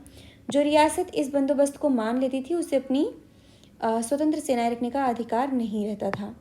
उसे कंपनी की तरफ से सुरक्षा मिलती थी और सहायक सेना के रखरखाव के लिए वह कंपनी को पैसा देती थी। यानी कि एक इन्होंने प्रस्ताव रहते रहते इन्होंने क्या किया, एक नई स्कीम लॉन्च की जिसका नाम था सहायक संधि। सहायक संधि क्या थी कि हम आपको सहायता देंगे, आप अपनी सुरक्षा की चिंता छोड़ दीजिए, हमें एक जो है सामयिक तौर पर एक रेगुलर एक हमें टैक्स दीजिए, शुल्क दीजिए, पैसा, हम आपके लिए एक सेना रखेंगे और आपको ज़रूरत के टाइम पे सेना मुहैया करा देंगे। चूँकि उस टाइम पे उनके पास बंदूक थी, बारूद थी और अच्छे हथियार भी थे, तो राजा आकर्षित होते थे। उन्हें लगता भी था कि ठीक है, हम कर लेते हैं इसको, हमारी जो है धाक बनी रहेगी, हमारी नवाबी बनी रहेगी, हमारा शासन चलता रहेगा। तो कंपनी ने उस चीज़ का फ़ायदा उठाया। आप देख लीजिए, कोई भी जो नए इन्वेंशन होते हैं ना, बंदूक की जो खोज हुई ना, नई खोजें होती हैं, वो हमेशा फ़ायदा देती हैं और लोग आकर्षित होते हैं। तो कंपनी इस बात का फ़ायदा उठा रही थी, अपनी खोजों का, अपनी पढ़ाई लिखाई का। अगर भारतीय शासक रकम अदा करने में चूक जाते थे तो जुर्माने के तौर पर उनका इलाका कंपनी अपने कब्जे में ले लेती थी। यानी कि मतलब इनका तो ये किया था कि आप नियमित टैक्स दीजिए, हम आपकी सुरक्षा करेंगे, लेकिन अगर आप पैसे देने में चूक गए तो फिर क्या होगा कि आपके ऊपर लगेगा जुर्माना। आपने टैक्स नहीं दिया क्योंकि हम आपके हिस्से के सैनिकों को यहाँ पर पाल रहे हैं और आपने नहीं दिया तो आप पे जुर्माना लगेगा और जुर्माने के तौर पर आपका इलाका जो है कंपनी अपने कब्जे में ले लेगी, चाहे छोटा या बड़ा कोई इलाका कब्जे में ले लेगी। तो धीरे धीरे कंपनी इस तरीके से बढ़ी। उदाहरण के लिए जब रिचर्ड वेलेस्ली गवर्नर जनरल 1798 से 1805 उसका कार्यकाल था, उस समय अवध के नवाब को 1801 में अपना आधा इलाका कंपनी को सौंपने के लिए मजबूर किया गया, क्योंकि नवाब सहायक सेना के लिए पैसा अदा करने में चूक गए थे। यानी कि ये जो देखेंगे तो ये पहली घटना कहाँ पे घटी, अवध के जो नवाब थे वो चूक गए तो उनका आधा इलाका, लगभग आधा इलाका अपना देना पड़ गया उनको। और ऐसे ही क्या हुआ कि इसी आधार पर हैदराबाद के भी कई इलाके छीन लिए गए थे। हैदराबाद के लोग भी चूक गए होंगे तो उनके भी कुछ कुछ इलाके छीन लिए गए। मतलब कि इकट्ठे ही राज नहीं कर रहे हैं जो अंग्रेज़ हैं, वो एक एक इलाका को अपना रहे हैं, फिर धीरे धीरे वो घुसपैठ कर लेंगे। क्योंकि इनकी भी तो एक कमज़ोरी है, अंग्रेज़ों के पास लोग नहीं है ज़्यादा, बहुत ज़्यादा बड़ा इलाका ले भी नहीं तो वो शासन करेंगे कैसे, समझ भी तो नहीं है। तो धीरे धीरे समझ होगी, बहुत आराम से बढ़ रहे हैं वो धैर्य के साथ। चित्र है ये अपने बेटों और ब्रिटिश रेजिडेंट के साथ खड़े नवाब शुजाउद्दौला टिली कैटल द्वारा बनाया गया चित्र है। ये तेल चित्र है। बक्सर की लड़ाई के बाद हुई संधियों के फलस्वरूप नवाब शुजाउद्दौला के ज़्यादातर अधिकार छीन लिए गए थे, लेकिन यहाँ वह रेजिडेंट के सामने अपनी चिर परिचित शाही शान शौकत के साथ दिखाई दे रहे हैं। यानी ये ब्रिटिश रेजिडेंट है और यहाँ पे ये नवाब है, इनके बहुत सारे अधिकार छीन लिए गए हैं लेकिन इनकी शान शौकत में कमी नहीं आ रही है। रेजिडेंट की ताकत क्या होती थी समझते हैं। कंपनी द्वारा नियुक्त किए गए रेजिडेंट के बारे में स्कॉटलैंड के प्रसिद्ध अर्थशास्त्री और राजनीतिक दार्शनिक जेम्स मिल ने क्या कहा। जेम्स मिल वही हैं जिन्होंने 3 भागों में बांटा था, हिंदू, मुस्लिम और ईसाई, और बोला था कि अंग्रेज ही उद्धार करेंगे हिंदुस्तान का। दरअसल रेजिडेंट रियासत का राजा होता है, हम उसे हस्तक्षेप की मनचाही निषेधाज्ञा के तहत काम करने की छूट देते हैं। यानी कि मतलब कि मनचाही निषेधाज्ञा उसे बोला, मतलब रेजिडेंट को ये पूरा अधिकार दिया गया है कि आप जाकर के अपने हिसाब से वहाँ पे हस्तक्षेप की निषेधाज्ञा कर सकते हैं। जैसे कि कंपनी को तो हस्तक्षेप के लिए निषेध किया गया है कि आप हस्तक्षेप मत करिए वहाँ पे, और जब तक स्थानीय राजा पूरी तरह अधीनस्थ रहता है और रेजिडेंट यानी ब्रिटिश सरकार के माफिक काम करता है तो चीज़ें आराम से चलती रहती हैं। शासन के कामों में रेजिडेंट की दखल अंदाजी के बिना सब कुछ चल जाता है। जब भी कुछ अलग तरह का घटता है, जब भी राजा कोई ऐसा रास्ता अपनाता है जिसे ब्रिटिश सरकार गलत मानती हो, तो टकराव और उथल पुथल पैदा हो जाती है। यानी कि जब वहाँ पे रेजिडेंट रखे गए हैं, जब तक कि राजा जो काम कर रहा है रेजिडेंट को सही लग रहा है कि ठीक है ये हमारे अकॉर्डिंग हो रहा है, तब तक तो ठीक है। लेकिन जैसे राजा कुछ अलग काम कर रहा है और रेजिडेंट को दिक्कत आ रही है कि नहीं ये तो हमारी कंपनी के विरुद्ध हो जाएगा, तो वहाँ पे कुछ मनमुटाव होने लगते हैं और फिर टकराव हो जाती है। निषेधाज्ञा यानी निर्देश। अधीनस्थता यानी कि दब्बूपन। जब तक कि राजा दब्बूपन में है तब तक तो ठीक है।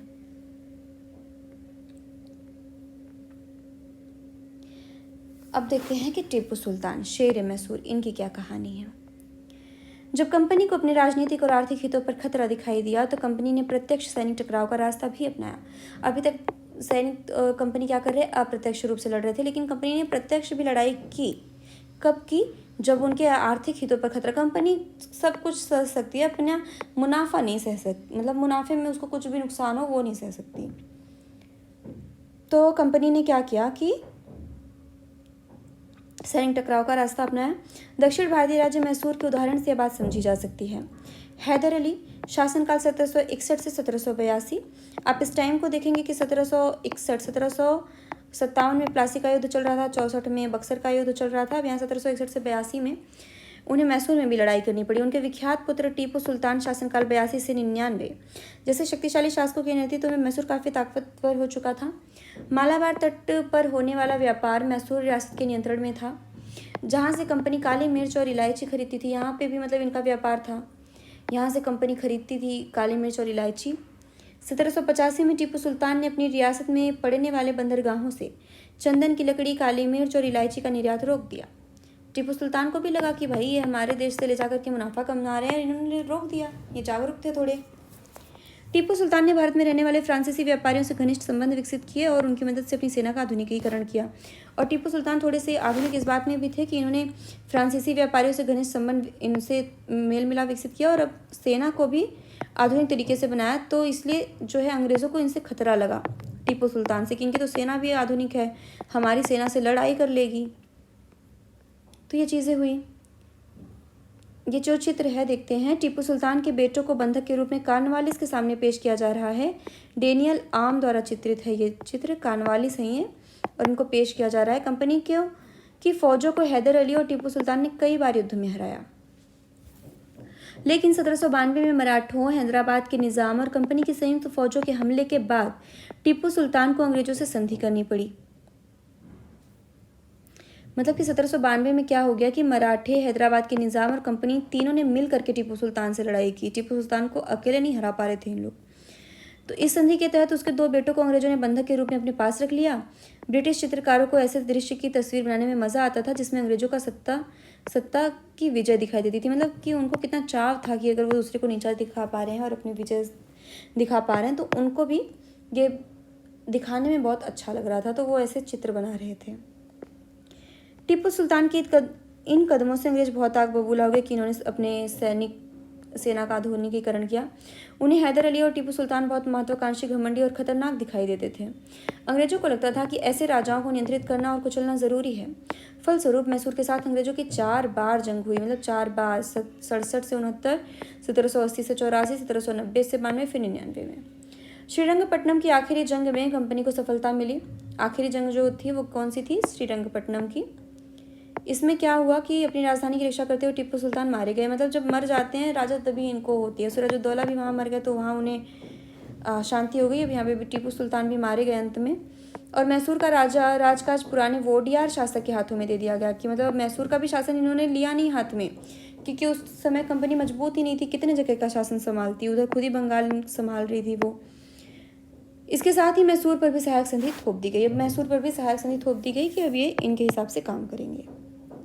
यहाँ पे भी रेजिडेंट तैनात कर दिया गया। टीपू की कहानियाँ के थी। राजाओं की छवि अक्सर जनश्रुतियों से भी बनती है।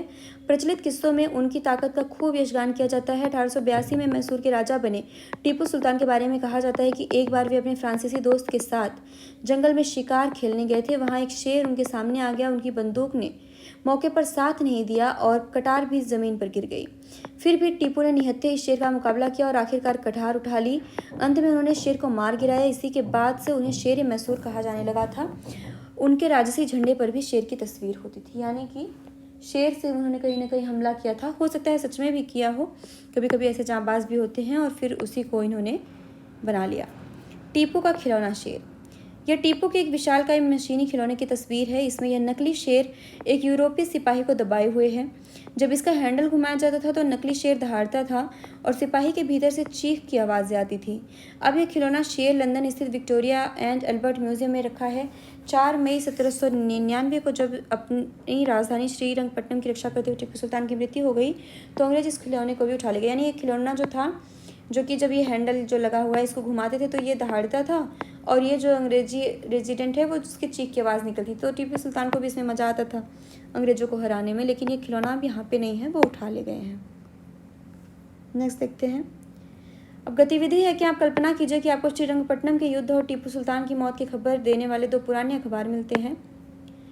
एक अखबार ब्रिटेन का है, दूसरा मैसूर का है। दोनों अखबारों के लिए इन घटनाओं के बारे में एक सुर्खी लिखी है। वही लिखना है कि ब्रिटेन किस तरीके से पेश करेगा कि उन्होंने तो जीत हासिल कर ली और बहुत अच्छे से टीपू सुल्तान को मार गिराया, यहाँ पर सहायक संधि थोप दी, तो वो अपनी यशोगान करेंगे जैसे उन्होंने चित्र लिखा है।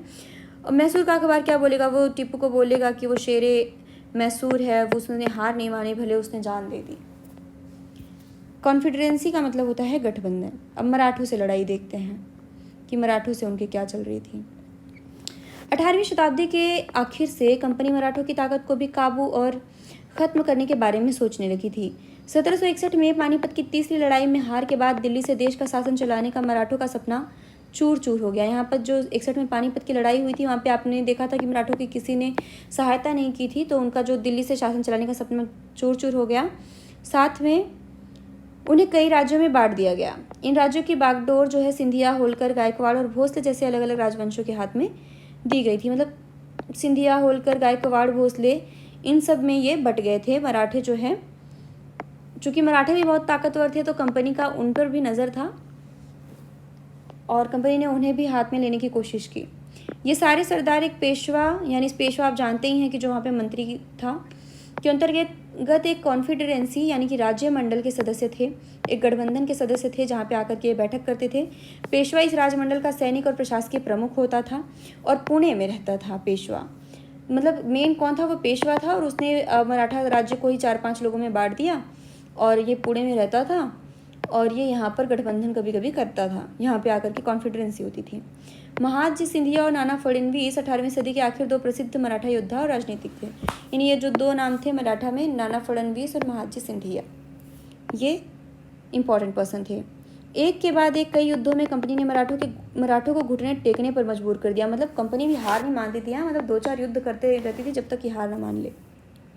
पहला युद्ध 1782 में सालबाई संधि के साथ खत्म हुआ, जिसमें कोई पक्ष नहीं जीत पाया। सालबाई की संधि हुई वहाँ मैसूर में। कौन सी संधि हुई थी? श्रीरंगपट्टनम की। दूसरा अंग्रेज मराठा युद्ध 1803 से 1805 में कई मोर्चों पर लड़ा गया, मतलब ये कई जगह पे लड़ा गया। इसका नतीजा यह हुआ कि उड़ीसा और यमुना के उत्तर में स्थित आगरा व दिल्ली सहित कई भूभाग अंग्रेजों के कब्जे में आ गए, यानी कि अब दिल्ली के भाग में कब्जा हो गया। अंततः 1817-1819 के तीसरे अंग्रेजी मराठा युद्ध में मराठों की ताकत को पूरी तरह कुचल दिया गया। पेशवा को पुणे से हटाकर कानपुर के पास बिठूर में पेंशन पर भेज दिया गया। अब विंध्य के दक्षिण में स्थित पूरे भूभाग पर कंपनी का नियंत्रण हो चुका था। अगर आप मैप अगर आपके पास होगा तो आप देखेंगे कि ये जो मान लीजिए कि ये है इंडिया, तो यहाँ पे दिल्ली में इनका अधिकार हो गया, प्लस पेशवा को पुणे से हटाकर जब बिठूर भेज दिया गया कानपुर के पास इधर, तो इधर भी विंध्य के भी नीचे के इलाकों में, दक्कन के क्षेत्र में भी लगभग इधर पे भी कंपनी का अधिकार हो गया। बम्बई के इलाके जो है पुणे वगैरह, यहाँ पे अंग्रेजों के क्षेत्र हाथ में आ गए। यहाँ पे भी सहायक संधि इन्होंने कर ली होगी, रेजिडेंट वगैरह सब कुछ रख दिया होगा। ये जो चित्र है ये लॉर्ड हेस्टिंग का है, ये भी इंपॉर्टेंट व्यक्ति हैं। ये देख रहे हैं आप, इन लोग अपना कैसा चित्र बनवाते थे, बढ़िया बढ़िया। सर्वोच्चता का दावा, आप देखते हैं कि ये सर्वोच्चता का दावा क्या है। उपरोक्त विवरण से स्पष्ट है कि 19वीं सदी की शुरुआत में कंपनी क्षेत्रीय विस्तार की आक्रामक नीति पर चल रही थी। यानी कि 1800 वाला जो भी सदी चल रही थी उस टाइम पे जो कंपनी है वो बहुत तेज़ से अपना क्षेत्रीय विस्तार कर रही थी, मतलब ज़मीनी विस्तार कर रही थी। लॉर्ड हेस्टिंग जो आए ये 1813 से 1823 में, मतलब कि जैसे 1813 में 19 में यहाँ पे मराठों से युद्ध चल रहा था, 23 में 20 तक तो सब खत्म हो गए थे, के नेतृत्व में सर्वोच्चता की एक नई नीति शुरू की गई। इन्होंने एक नई नीति शुरू की, सर्वोच्चता की, लॉर्ड हेस्टिंग ने। इनकी नीति का क्या था भैया मकसद? इनकी कंपनी का दावा था कि उसकी सत्ता सर्वोच्च है, इसलिए वह भारतीय राज्यों से ऊपर है। अपने हितों की रक्षा के लिए वह भारतीय रियासतों का अधिग्रहण करने या उनको अधिग्रहण की धमकी देने का अधिकार अपने पास मानती थी।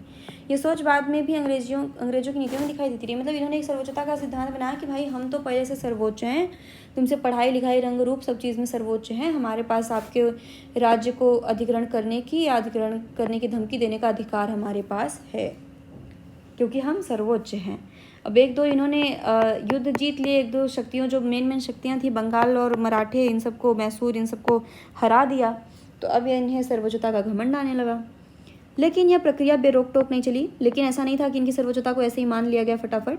उदाहरण के लिए जब अंग्रेजों ने कित्तूर, फिलहाल जो कि कर्नाटक में है, एक जगह का नाम है कित्तूर, यहाँ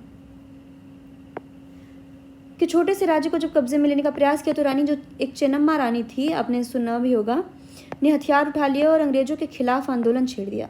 1824 में उन्हें गिरफ्तार किया गया और 1829 में जेल में ही उनकी मृत्यु हो गई। चेन्नम्मा के बाद कित्तूर स्थित संगोली के एक गरीब चौकीदार रायन्ना ने यह प्रतिरोध जारी रखा। चौतरफा समर्थन और सहायता से उन्होंने बहुत सारे ब्रिटिश शिविरों और दस्तावेजों को नष्ट कर दिया। आखिरकार उन्हें भी अंग्रेजों ने पकड़कर 1830 में फांसी पर लटका दिया। प्रतिरोध के ऐसे कई दूसरे उदाहरण आप इस किताब में आगे भी पढ़ेंगे। मतलब ऐसे छोटे छोटे प्रतिरोध बहुत सारे हुए, सबने ऐसे ही नहीं इनकी सत्ता को स्वीकार कर लिया। लेकिन ये अंग्रेज क्या थे कि इस विरोध को दबाने में मतलब कहीं ना कहीं वो सफल रहे। ये कित्तूर रानी चेन्नम्मा की मृत्यु है, आप देख सकते हैं कितना ओजवाने तस्वीर लग रही है, जैसे कितना साहसी लग रही हैं वो। 1830 के दशक के अंत में ईस्ट इंडिया कंपनी अपनी रूस के प्रभाव से बहुत डरी हुई थी। रूस का प्रभाव था, कंपनी को भय था कि कहीं रूस का प्रभाव पूरे एशिया में फैलकर उत्तर पश्चिम से भारत को भी अपने चपेट में न ले ले। अब रूस का क्या प्रभाव था वो भी आगे जब हम पढ़ेंगे, जब हम विश्व इतिहास पढ़ेंगे तो वो समझेंगे कि रूस भी बहुत आक्रामक तरीके से बढ़ रहा था। तो सब कैसे चीज़ें चल रही थी। रूस के प्रभाव से जब कंपनी डरी हुई थी तो वो सोच रही थी कि वो इधर से आ करके यहाँ पे उत्तर पश्चिम से, यहाँ पे ईरान वीरान सबका इलाका जो था उधर से आ करके अफ़गानिस्तान से रूस यहाँ पे भी ना आ जाए, भारत में भी ना आ जाए अपना प्रभाव फैलाने यहाँ पे, क्योंकि चाइना वीना को सब कर चुका था। रूस का प्रभाव पूरे एशिया में फैलकर उत्तर पश्चिम से, इसी डर के चलते अंग्रेज अब उत्तर पश्चिमी भारत पर भी अपना नियंत्रण स्थापित करना चाहते थे। मतलब अंग्रेजों का आप ये देखिए कि जो वो सर्वेक्षण करते रहते थे, बहुत ज़्यादा नज़र रखते थे, रिकॉर्ड रखते थे, तो अध्ययन करते थे, स्टडी करते थे, तो उनको हर एक क्षेत्र का उनको टेंशन आ रहा है। ऐसा नहीं है कि वो सिर्फ एक की जगह पे लगे पड़े तो दूसरी जगह ध्यान ही नहीं दे रहे। बहुत अटेंटिव हैं, बहुत जागरूक है, तो इसलिए चारों तरफ ध्यान दे रहे हैं कि उन्हें वो करना है तो कहीं से भी कमज़ोरी नहीं होनी चाहिए। तो इन्होंने क्या किया कि 1838 से 1842 के बीच अफगानिस्तान के साथ एक लंबी लड़ाई लड़ी। मतलब अफगानिस्तान के साथ भी लड़ाइयाँ लड़ी और वहाँ अप्रत्यक्ष कंपनी शासन स्थापित कर दिया। वहाँ पे भी रेजिडेंट रख दिया होगा। अप्रत्यक्ष शासन का मतलब है कि रेजिडेंट रखना, सहायक संधि वाली सिचुएशन। 1843 में सिंध भी कब्जे में आ गया। इसके बाद पंजाब की बारी थी। यहाँ महाराजा रणजीत सिंह ने कंपनी की दाल नहीं गलने दी। महाराजा रणजीत सिंह का थोड़ा सा जिक्र पहले के चैप्टर्स में हो चुका है। वो पंजाब के राजा थे, वहाँ पर उन्होंने दाल नहीं गलने दी। 1839 में उनकी मृत्यु के बाद इस रियासत के साथ 2 लंबी लड़ाइयाँ हुई और आखिरकार 1849 में अंग्रेजों ने पंजाब का भी अधिग्रहण कर लिया। मतलब पंजाब का भी जो इलाका था, रणजीत सिंह जब तक थे तब तक तो नहीं हुआ, लेकिन उसके बाद भी 2 पीढ़ियों में कब्जा कर ही लिया। मतलब अंग्रेज का ये ध्येय देखिए कि वो जहाँ पे वो लड़ रहे हैं वहाँ पे वो लगे ही पड़े हैं जब तक कि उनकी जीत ना हो जाए। मतलब वो हार नहीं मानते, पीढ़ियाँ निकल जाए। अब एक दूसरी आती है विलय नीति। हमने एक जो देखी कि सहायक संधि की नीति देखी, सर्वोच्चता की नीति देखी, अब विलय नीति देख रहे हैं कि विलय नीति क्या है। लॉर्ड वेलेस्ली के टाइम पे सहायक संधि की नीति थी, हेस्टिंग के टाइम पे सर्वोच्चता की नीति। विलय की नीति अधिग्रहण की आखिरी लहर 1848 से 1856 के बीच गवर्नर जनरल में लॉर्ड डलहौजी के शासनकाल में चली। मतलब कि अधिग्रहण की जो तेज़ी से चल रहे थे काम, वो अब आखिरी जो एक विलय की नीति आई वो कब 48 से 56 तक, जबकि लॉर्ड डलहौजी यहाँ पर हैं। ये है मेन व्यक्ति जो ये चला रहे हैं कि शासनकाल में चली। लॉर्ड डलहौजी ने एक नई नीति अपनाई जिसे विलय नीति का नाम दिया गया। यह सिद्धांत इस तर्क पर आधारित था कि अगर किसी शासक की मृत्यु हो जाती है और उसका कोई पुरुष वारिस नहीं है तो उसकी रियासत हड़प ली जाएगी, यानी कंपनी के भूभाग का हिस्सा बन जाएगी। अब देखिए इन्होंने उन्होंने तो सर्वोच्चता का दिया था। सहायक संधि ने बोला था कि अगर आप टैक्स नहीं चुका पाते हो सेनाओं का तो हम जुर्माने के तौर में आपका इलाका जो है उसे हड़प लेंगे। इन्होंने सीधा बोला कि अगर शासक की मृत्यु हो गई और कोई पुरुष जो है वो वारिस नहीं है तो हम इसको अपना मतलब कि हमारे में हड़प कर लेंगे, इसको हड़प लेंगे। तो इस तरीके की चीज़ें हुई। तो इसमें करेंगे क्या, ये राजा को मार ही देंगे, बच्चा पैदा होने नहीं देंगे इससे पहले ही कि वो हड़प लेंगे इसको। ये इनका तो बहुत बेस्ट वाला तरीका था। कंपनी के भूभाग का हिस्सा बन जाएगी। इस सिद्धांत के आधार पर एक के बाद एक कई रियासतें, मतलब इसमें तो बहुत सारे अधिग्रहण हुए, जैसे कि सतारा हुआ, यहाँ पे असन भी है 48 में, संबल, उदयपुर, नागपुर, झांसी अंग्रेजों के हाथ में चली गई। मतलब इन सब जगह पे क्या था कि उत्तराधिकारी ही नहीं मिल पाए और राजा की मृत्यु बहुत जल्दी हो गई, या कहें कि कर दी गई, क्योंकि प्रतिद्वंदी भी तो थे। राजा के जो विरोधी रहते थे वो भी तो मिलकर के राजा को मारने की चेष्टा करते थे, अंग्रेज भी चाहते थे, तो कहीं ना कहीं राजा बेचारा बलि चढ़ रहा था। आखिरकार 1856 में कंपनी ने अवध को भी अपने नियंत्रण में ले लिया, जिसका कि आधा इलाका सहायक संधि के तौर पर ले ही लिया गया था। अवध कंपनी का जुर्म वो चुका नहीं पाई थी शुल्क, तो जुर्माने के तौर पर आधा इलाका तो इनके कब्जे में था ही। फिर क्या था कि अवध को अपने नियंत्रण में ले ही लिया पूरी तरीके से। इस बार अंग्रेजों ने एक नया तर्क दिया। अब क्या नया तर्क था? उन्होंने कहा कि अवध की जनता को नवाब के कुशासन से आज़ाद कराने के लिए कर्तव्य से बंधे हुए, मतलब कि वो अपने सर्वोच्चता, मतलब अपने आप को पता नहीं कितना जिम्मेदार मान लिया था इन्होंने कि भारत में ये आ गए थे पूरा सुधार करने के लिए कि जनता नवाब के कुशासन से आज़ाद होना चाहती है, नवाब कुशासन चला रहा है, हम जनता को आज़ाद करना चाहते हैं, इसलिए हम यहाँ पे पूरा हड़प ही ले रहे हैं। इसलिए वे अवध पर कब्जा करने को मजबूर हैं। मतलब ये उनकी मजबूरी है कि उन्हें तो दायित्व तो मिला हुआ है ना, भगवान ने उन्हें दायित्व तो दिया है। अपने प्रिय नवाब को जिस तरह से गद्दी से हटाया गया उसे देखकर लोगों में गुस्सा भड़क उठा और अवध के लोग भी 1857 के महान विद्रोह में शामिल हो गए। 1857 का जो विद्रोह है ये आगे एक चैप्टर में बताया जाएगा।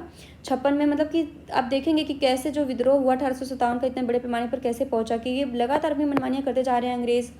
तो जनता ने भी यहाँ पे जैसे ही उनके नवाब को हटाया गया और उसका भी अवध पर कब्जा किया गया, तो वो जनता भी विद्रोह में शामिल हो गई। चित्र है ये महाराजा रणजीत सिंह का दरबार लगा है, ये देखेंगे, ये इनका पूरा दरबार है, ये कैसे यहाँ पर लोग बैठे हुए हैं। ये है संबलपुर के वीर सुरेंद्र साय का चित्र है। ये संबलपुर को भी इन्होंने यहाँ पर देखेंगे कि 1850 में अपने कब्जे में कर लिया है। तो यहाँ के ये वीर हैं सुरेंद्र साय। गतिविधि है, कल्पना कीजिए कि आप नवाब के भतीजे हैं, आपको बचपन से ही एहसास कराया गया है कि एक दिन आप राजगद्दी संभालेंगे। अब आपको पता चलता है कि विलय नीति के कारण अंग्रेज आपको राजा नहीं बनने देंगे। आपको कैसा लगेगा? राजगद्दी पाने के लिए आप क्या करेंगे? वही कुछ मारेंगे, झपटेंगे और विद्रोह, इसी विद्रोह में शामिल होना। अब ये हम देखते हैं कि ये कुछ मैप हैं।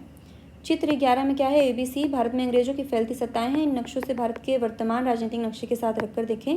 तीनों नक्शे में उन इलाकों की पहचान कर जो ब्रिटिश शासन के अंतर्गत नहीं थे।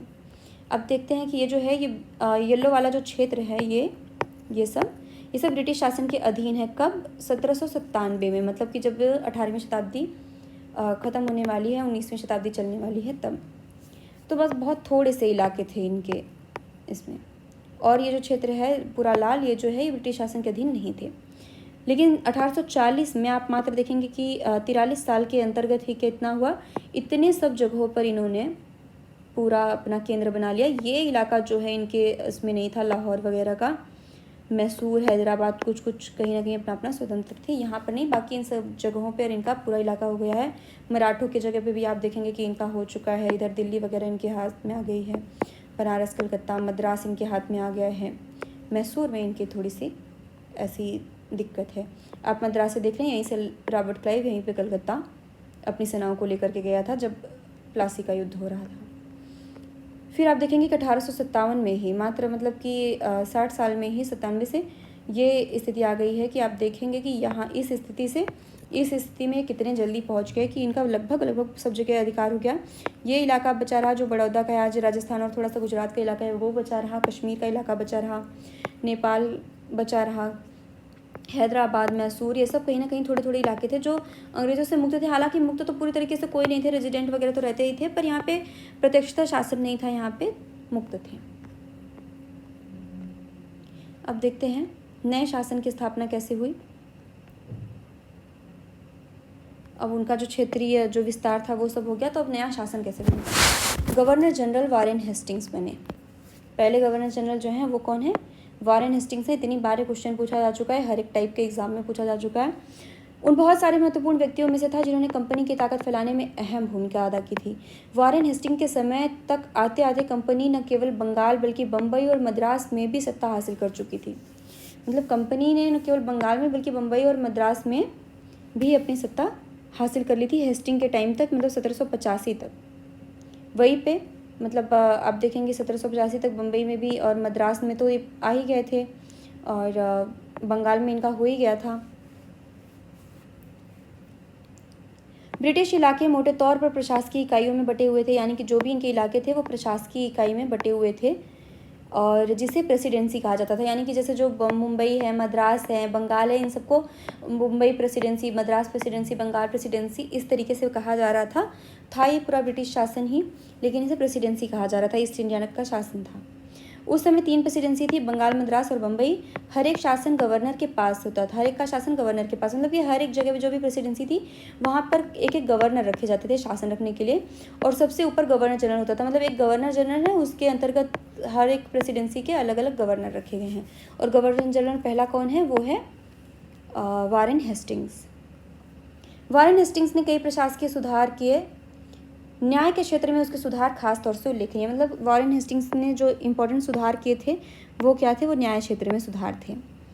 आप देखेंगे अंग्रेज सिर्फ एक ही क्षेत्र में नहीं फैले, वो हर एक क्षेत्र में अपना ध्यान दे रहे हैं। 1772 से एक नई न्याय व्यवस्था स्थापित की गई। इस व्यवस्था में प्रावधान किया गया कि हर जिले में 2 अदालतें होंगी, मतलब 2 अदालत हर जिले में बनेगी, क्योंकि इतने मतभेद, इतने मनमुटाव हो रहे थे, तो इनको भी तो एक अच्छे से एक सिस्टमेटिक तौर पे करना था। फौजदारी अदालत और दीवानी अदालत। दीवानी वही है राजस्व से रिलेटेड, फौजदारी वही है मारपीट और ये सब शासन वगैरह। दीवानी अदालतों के मुखिया यूरोपीय जिला कलेक्टर होते थे। दीवानी अदालत में जो राजस्व वगैरह उनको कौन देखता था, यूरोपीय जिला के जो कलेक्टर होते थे वो देखते थे, क्योंकि राजस्व का मामला है तो फैसला किसके पक्ष में होना चाहिए, अंग्रेज़ों के पक्ष में होना चाहिए, तो वहाँ पर उन्होंने अपना मुखिया रखा हुआ था। मौलवी और हिंदू पंडित उनके लिए भारतीय कानूनों की व्याख्या करते थे। मतलब कि इन जहाँ पे जो भी भारतीय कानून थे उसकी व्याख्या करने के लिए मौलवी और हिंदू पंडितों को इन्होंने रखा हुआ था। फौजदारी अदालतें अभी भी काजी और मुफ्ती के अंतर्गत ही थी, लेकिन वे भी कलेक्टर की निगरानी में काम करते थे।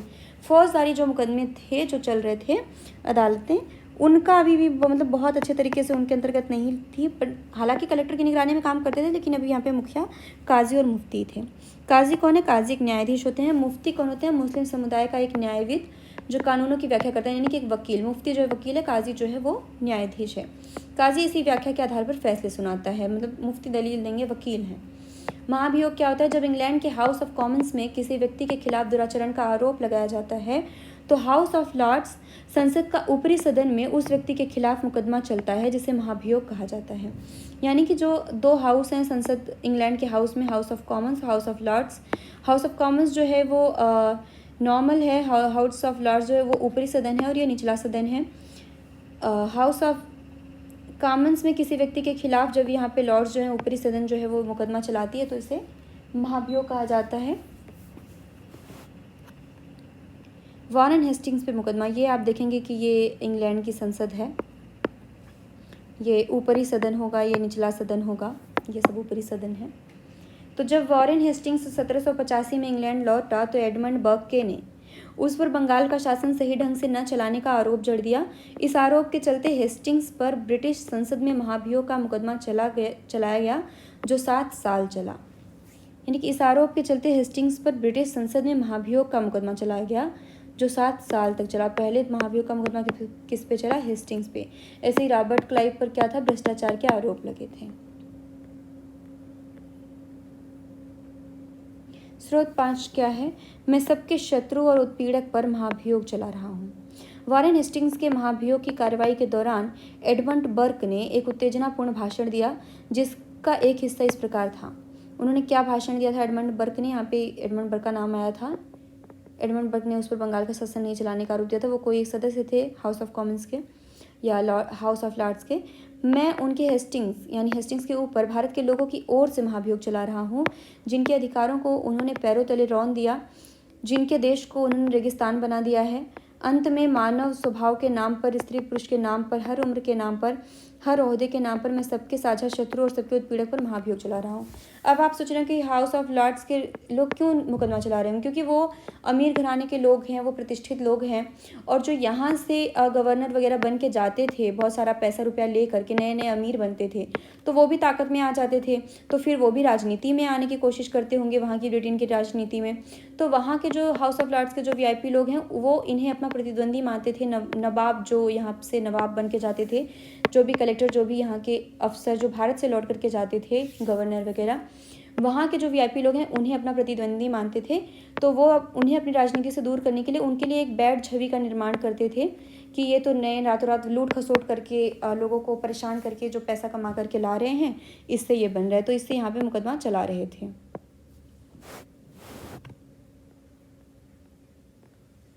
देखते हैं। एक बड़ी समस्या यह थी कि ब्राह्मण पंडित धर्मशास्त्र की अलग अलग शाखाओं के हिसाब से स्थानीय कानूनों की अलग अलग व्याख्या कर देते थे। इस भिन्नता को खत्म करके समरूपता लाने के लिए 1775 में 11 पंडितों को भारतीय कानूनों का एक संकलन तैयार करने का काम सौंपा गया। यानी ये बहुत महत्वपूर्ण काम था कि जो अलग अलग कानून चल रहे थे वो कानूनों का एक जो ब्यौरा बनाने के लिए 11 पंडितों को काम सौंपा गया। इससे आज संहिता बनाई जा रही है। वैसे ही वो टाइम पे वो अंग्रेज कितने जागरूक थे कि उन्होंने वो सब काम उस टाइम पे शुरू कर दिया था। NB हालहेड ने इस संकलन का अंग्रेजी में अनुवाद किया। NB हालहेड जो हैं, ये सब मैं जो मार्क कर रही हूँ इन्हें वापस से पढ़ करके याद रखिएगा। 1778 तक यूरोपीय न्यायाधीशों के लिए मुस्लिम कानूनों की भी एक संहिता तैयार कर ली गई। मतलब 1778 में मुस्लिम कानूनी की भी एक संहिता तैयार की गई कि अलग अलग कानूनों के बदले एक कानून हो जिससे एक रूपता बनी रहे। क्योंकि अब केंद्रीकृत शासन हो रहा है, एक ही जो है कंपनी शासन चला रही है, ब्रिटिश शासन चल रहा है, तो वो एक कानून रहेगा तो उन्हें सही रहेगा। और वो हमेशा कानूनों, लिखित चीज़ों पर, जो स्पष्ट चीज़ें होती हैं उस पर वो रिलाई करते थे। 1773 के रेगुलेटिंग एक्ट के तहत, रेगुलेटिंग एक्ट यानी कि जो एक नियंत्रण वाले एक्ट हैं, रेगुलेट करने वाले, के तहत एक सर्वोच्च न्यायालय की स्थापना की गई। इसके अलावा कलकत्ता में अपीलीय अदालत, सदर निजामत अदालत की भी स्थापना की गई। यानी कि एक सर्वोच्च न्यायालय की स्थापना हुई इस एक्ट के, रेगुलेटिंग एक्ट के तहत। और अपीलीय अदालत उसकी कहाँ, कलकत्ता में भी सदर निजामत अदालत के रूप में इसकी स्थापना की गई। भारतीय जिले में कलेक्टर सबसे बड़ा ओहदा होता था। जैसा कि नाम से ही पता चलता है, आज भी वही है। उसका मुख्य काम लगान और कर इकट्ठा करना तथा न्यायाधीशों, पुलिस अधिकारियों व दरोगा की सहायता से जिले में कानून व्यवस्था बनाए रखना होता था। ये भी आज भी मेन काम लगभग वही है। उसका कार्यालय कलेक्ट्रेट सत्ता और संरक्षण का नया केंद्र बन गया था, जिसने पुराने सत्ता केंद्रों को हाशिए पर ढकेल दिया। जो जमींदारी और ये सब सामंत वमंत थे, जो मुक्ति थे, जो मनसबदारी थी, ये सब हट के अब क्या आ गए हैं, अब नए आ गए हैं कलेक्ट्रेट। कंपनी की फौज, देखते हैं कंपनी की फौज कैसी थी। कंपनी के साथ भारत में शासन और सुधार के नए विचार तो आए, लेकिन उसकी असली सत्ता सैनिक ताकत में थी। मतलब सैन्य रूप से मजबूत होना ही मजबूती है और आर्थिक रूप से मजबूत होना बहुत ज़रूरी है। मुगल फौज मुख्य रूप से घुड़सवार यानी सवार, जो घोड़े पर चढ़ने वाले प्रशिक्षित और पैदल सेना थी। उन्हें तीरंदाजी और तलवारबाजी का प्रशिक्षण दिया जाता था। सेना में सवारों का दबदबा रहता था और मुगल साम्राज्य को एक विशाल पेशेवर प्रशिक्षण वाली पैदल सेना की जरूरत महसूस नहीं होती थी। ग्रामीण इलाकों में सशस्त्र किसानों की बड़ी संख्या थी। स्थानीय जमींदार मुगलों को जरूरत पड़ने पर पैदल सिपाही मुहैया कराते थे। यानी मुगल जो फौज थी वो इस टाइप की थी, घुड़सवार और पैदल। 18वीं शताब्दी में जब अवध और बनारस जैसी रियासतों में किसानों को भर्ती करके उन्हें पेशेवर सैनिक प्रशिक्षण दिया जाने लगा, तो यह सूरत बदलने लगी। ईस्ट इंडिया कंपनी ने अब अपनी सेना के लिए भर्ती शुरू की, तो उसने भी यही तरीका अपनाया। अंग्रेज अपनी सेना को सिपाही, यानी जो कि भारतीय शब्द सिपाही से ही बना था, सिपाही को वो लोग क्या बोलते थे, सिपाही, आर्मी कहते थे, सिपाही आर्मी। अब जो है यहीं से वो सैनिक अपना बनाना शुरू करें। पहले तो वो उनके सैनिक होते थे ब्रिटिश वाले, लेकिन कितने सैनिक वो वहाँ से बुलाएंगे इंग्लैंड से, तो अब यहाँ स्थानीय सेना ही प्रशिक्षण दे करके वो तैयार करते थे। क्योंकि अब सहायक संधि आपको याद होगी, क्योंकि राजा महाराजा ने अपनी सेना की जो चीज़ें थी, सुरक्षा की चीज़ें थी, वो इनको सौंप दी थी अंग्रेज़ों को। तो फिर जो स्थानीय सैनिक का जो काम था वो ब्रिटिश लोगों के अंतर्गत होता था। 1820 के दशक से जैसे जैसे युद्ध तकनीक बदलने लगी, कंपनी की सेना में घुड़सवार टुकड़ियों की जरूरत कम होती गई।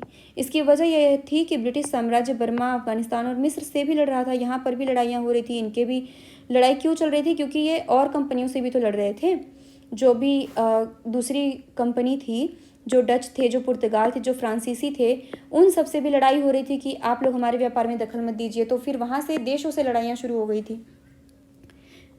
इसकी वजह यह थी कि ब्रिटिश साम्राज्य बर्मा, अफगानिस्तान और मिस्र में भी लड़ रहा था, जहाँ सिपाही मस्केट यानी कि तोड़ेदार बंदूक, ये एक प्रकार की बंदूक है मस्केट, और मैचलॉक ये भी एक प्रकार की बंदूक है, से लैस होते थे।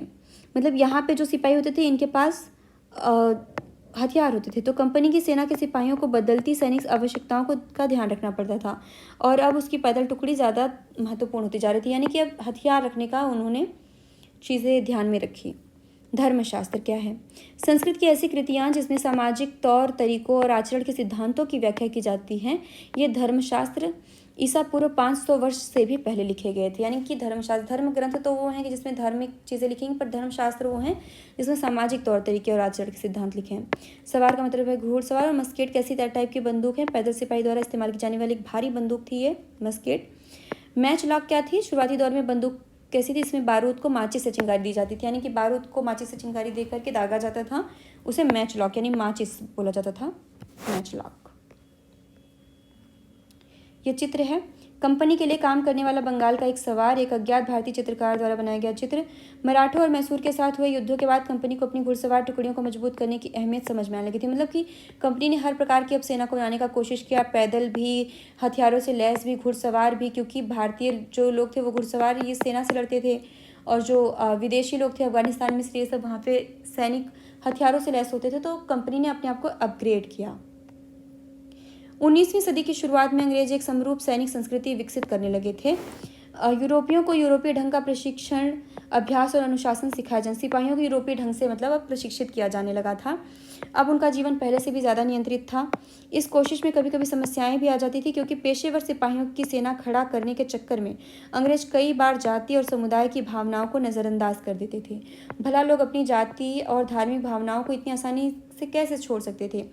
क्या वे खुद को अपने समुदाय का सदस्य मानने की वजह सिर्फ सिपाही मान सकते थे? क्योंकि अंग्रेज तो सिर्फ सिपाही बनाने के जोर में लगे हुए हैं, तो वो जाति पाति भूल जाते थे। उन्हें जो भी चीज़ है वो प्रशिक्षण में जो कुछ भी अलाउड है वो उस तरीके से रहन सहन सब कुछ करने पे देते थे। वो ये भूल जाते थे कि जाति पाति है, इनका कुछ रहन सहन अलग होगा, इनका कुछ अलग होगा, सबको एक साथ लाने की कोशिश करते थे। सिपाही क्या महसूस करते थे? अपने जीवन और अपनी पहचान, यानी कि वे कौन हैं, इस बात के एहसास में जो बदलाव आ रहे थे उनको सिपाहियों ने किस तरह देखा? 1857 का विद्रोह में सिपाहियों की इस दुनिया की झलक दिखाता है। इस विद्रोह के बारे में हम अध्याय 5 में पढ़ेंगे कि सिपाही की मनस्थिति क्या है, सिपाही लोग की जिंदगी कैसी है, यह हम आगे के अध्याय में पढ़ेंगे। निष्कर्ष देखते हैं। ईस्ट इंडिया कंपनी एक व्यापारिक कंपनी से बढ़ते बढ़ते एक भौगोलिक औपनिवेशिक शक्ति बन गई। कैसे वो व्यापारिक कंपनी से वो शक्ति बनी, आपने देखा ही कि कैसे उसने युद्ध लड़े, कैसे प्रशासनिक क्षेत्र बढ़ाए, कैसे सेना वगैरह की, कैसे न्यायिक चीज़ों को भी देखा, सर्वेक्षण किया।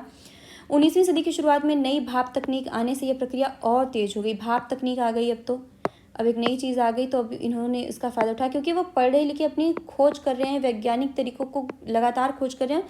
और जो भी देश हमेशा इससे इतिहास रहेगा, जो भी विज्ञान के रूप में आगे रहेगा, नए आविष्कार करेगा, उसकी जो है सत्ता जो रहेगी चलती रहेगी, उसका वर्चस्व रहेगा।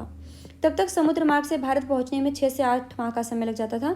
भाप से बनने वाले जहाज़ों ने यह यात्रा 3 हफ्तों में समेट दी। मतलब कि जो लोग अब लेट आते थे, लेट से सारी चीज़ें पहुंच पाती थी, खबर पहुंच पाती थी, अब वो जल्दी पहुंचने लगी। अब तो व्यापार और तेज होने लगेगा, सब सामान और ज़्यादा आएगा जाएगा। इसके बाद तो ज़्यादा से ज़्यादा अंग्रेज और उनके परिवार भारत जैसे दूर देश में आने लगे, उनके परिवार भी आने लगे। 1857 तक भारतीय उपमहाद्वीप के 63% भूभाग और 78% आबादी पर कंपनी का सीधा शासन स्थापित हो चुका था। देश के शेष भूभाग पर आबादी पर कंपनी का अप्रत्यक्ष प्रभाव था। इस प्रकार व्यवहारिक स्तर पर ईस्ट इंडिया कंपनी पूरे भारत को अपने नियंत्रण में ले चुकी थी, यानी कि कहीं पर प्रत्यक्ष कहीं पर अप्रत्यक्ष वह पूरा नियंत्रण था। हमने सब कुछ पढ़ ही लिया है, देखते हैं। कल्पना करना है कि आप 18वीं सदी के आखिर या 19वीं सदी के प्रारंभ में इंग्लैंड में रह रहे हैं। ब्रिटिश विजय की कहानी पर आपकी क्या प्रतिक्रिया होगी? याद रखिए कि आप वहां जाने वाले बहुत सारे अफसरों की बेहिसाब कमाई के बारे में जान चुके हैं। तो अब आप बताइए कि आप क्या बोलेंगे? आप भी वही बोलेंगे कि इनके धन जो हैं वो तो जो है एकदम से विजय की कहानी पर जो बेहिसाब कमाई है, वो भ्रष्टाचार वगैरह कर रहे हैं, और जो विजय है आपके मिले जुले राय होंगे, ये इनके जोड़े बनाने का काम है। डलहौजी ने विलय का सिद्धांत लागू किया था। ये सब बहुत इजी हैं, ये आप खुद से भी कर सकते हैं। आप चाहिए तो यहाँ पे वीडियो पॉज करके इन सबको सॉल्व कर सकते हैं। बहुत इजी से चीज़ें हैं। आज का लेक्चर वैसे ही बहुत लंबा हो चुका है, तो अब मैं लेती हूँ विदा। आपका यहाँ तक बने रहने के लिए बहुत बहुत धन्यवाद। अगर आपको मेरे एफर्ट्स अच्छे लगते हैं तो वीडियो को लाइक करें, शेयर करें, चैनल को सब्सक्राइब करें। आपके जो सपोर्ट है वही मेरे लिए मनोबल का काम करेंगे। तो यहाँ तक बने रहने के लिए धन्यवाद। मिलती हूँ मैं आपसे अगले वीडियो में अगले चैप्टर के साथ। तब तक के लिए विदा। आप लोगों के बहुत सारी शुभकामनाएँ। धन्यवाद।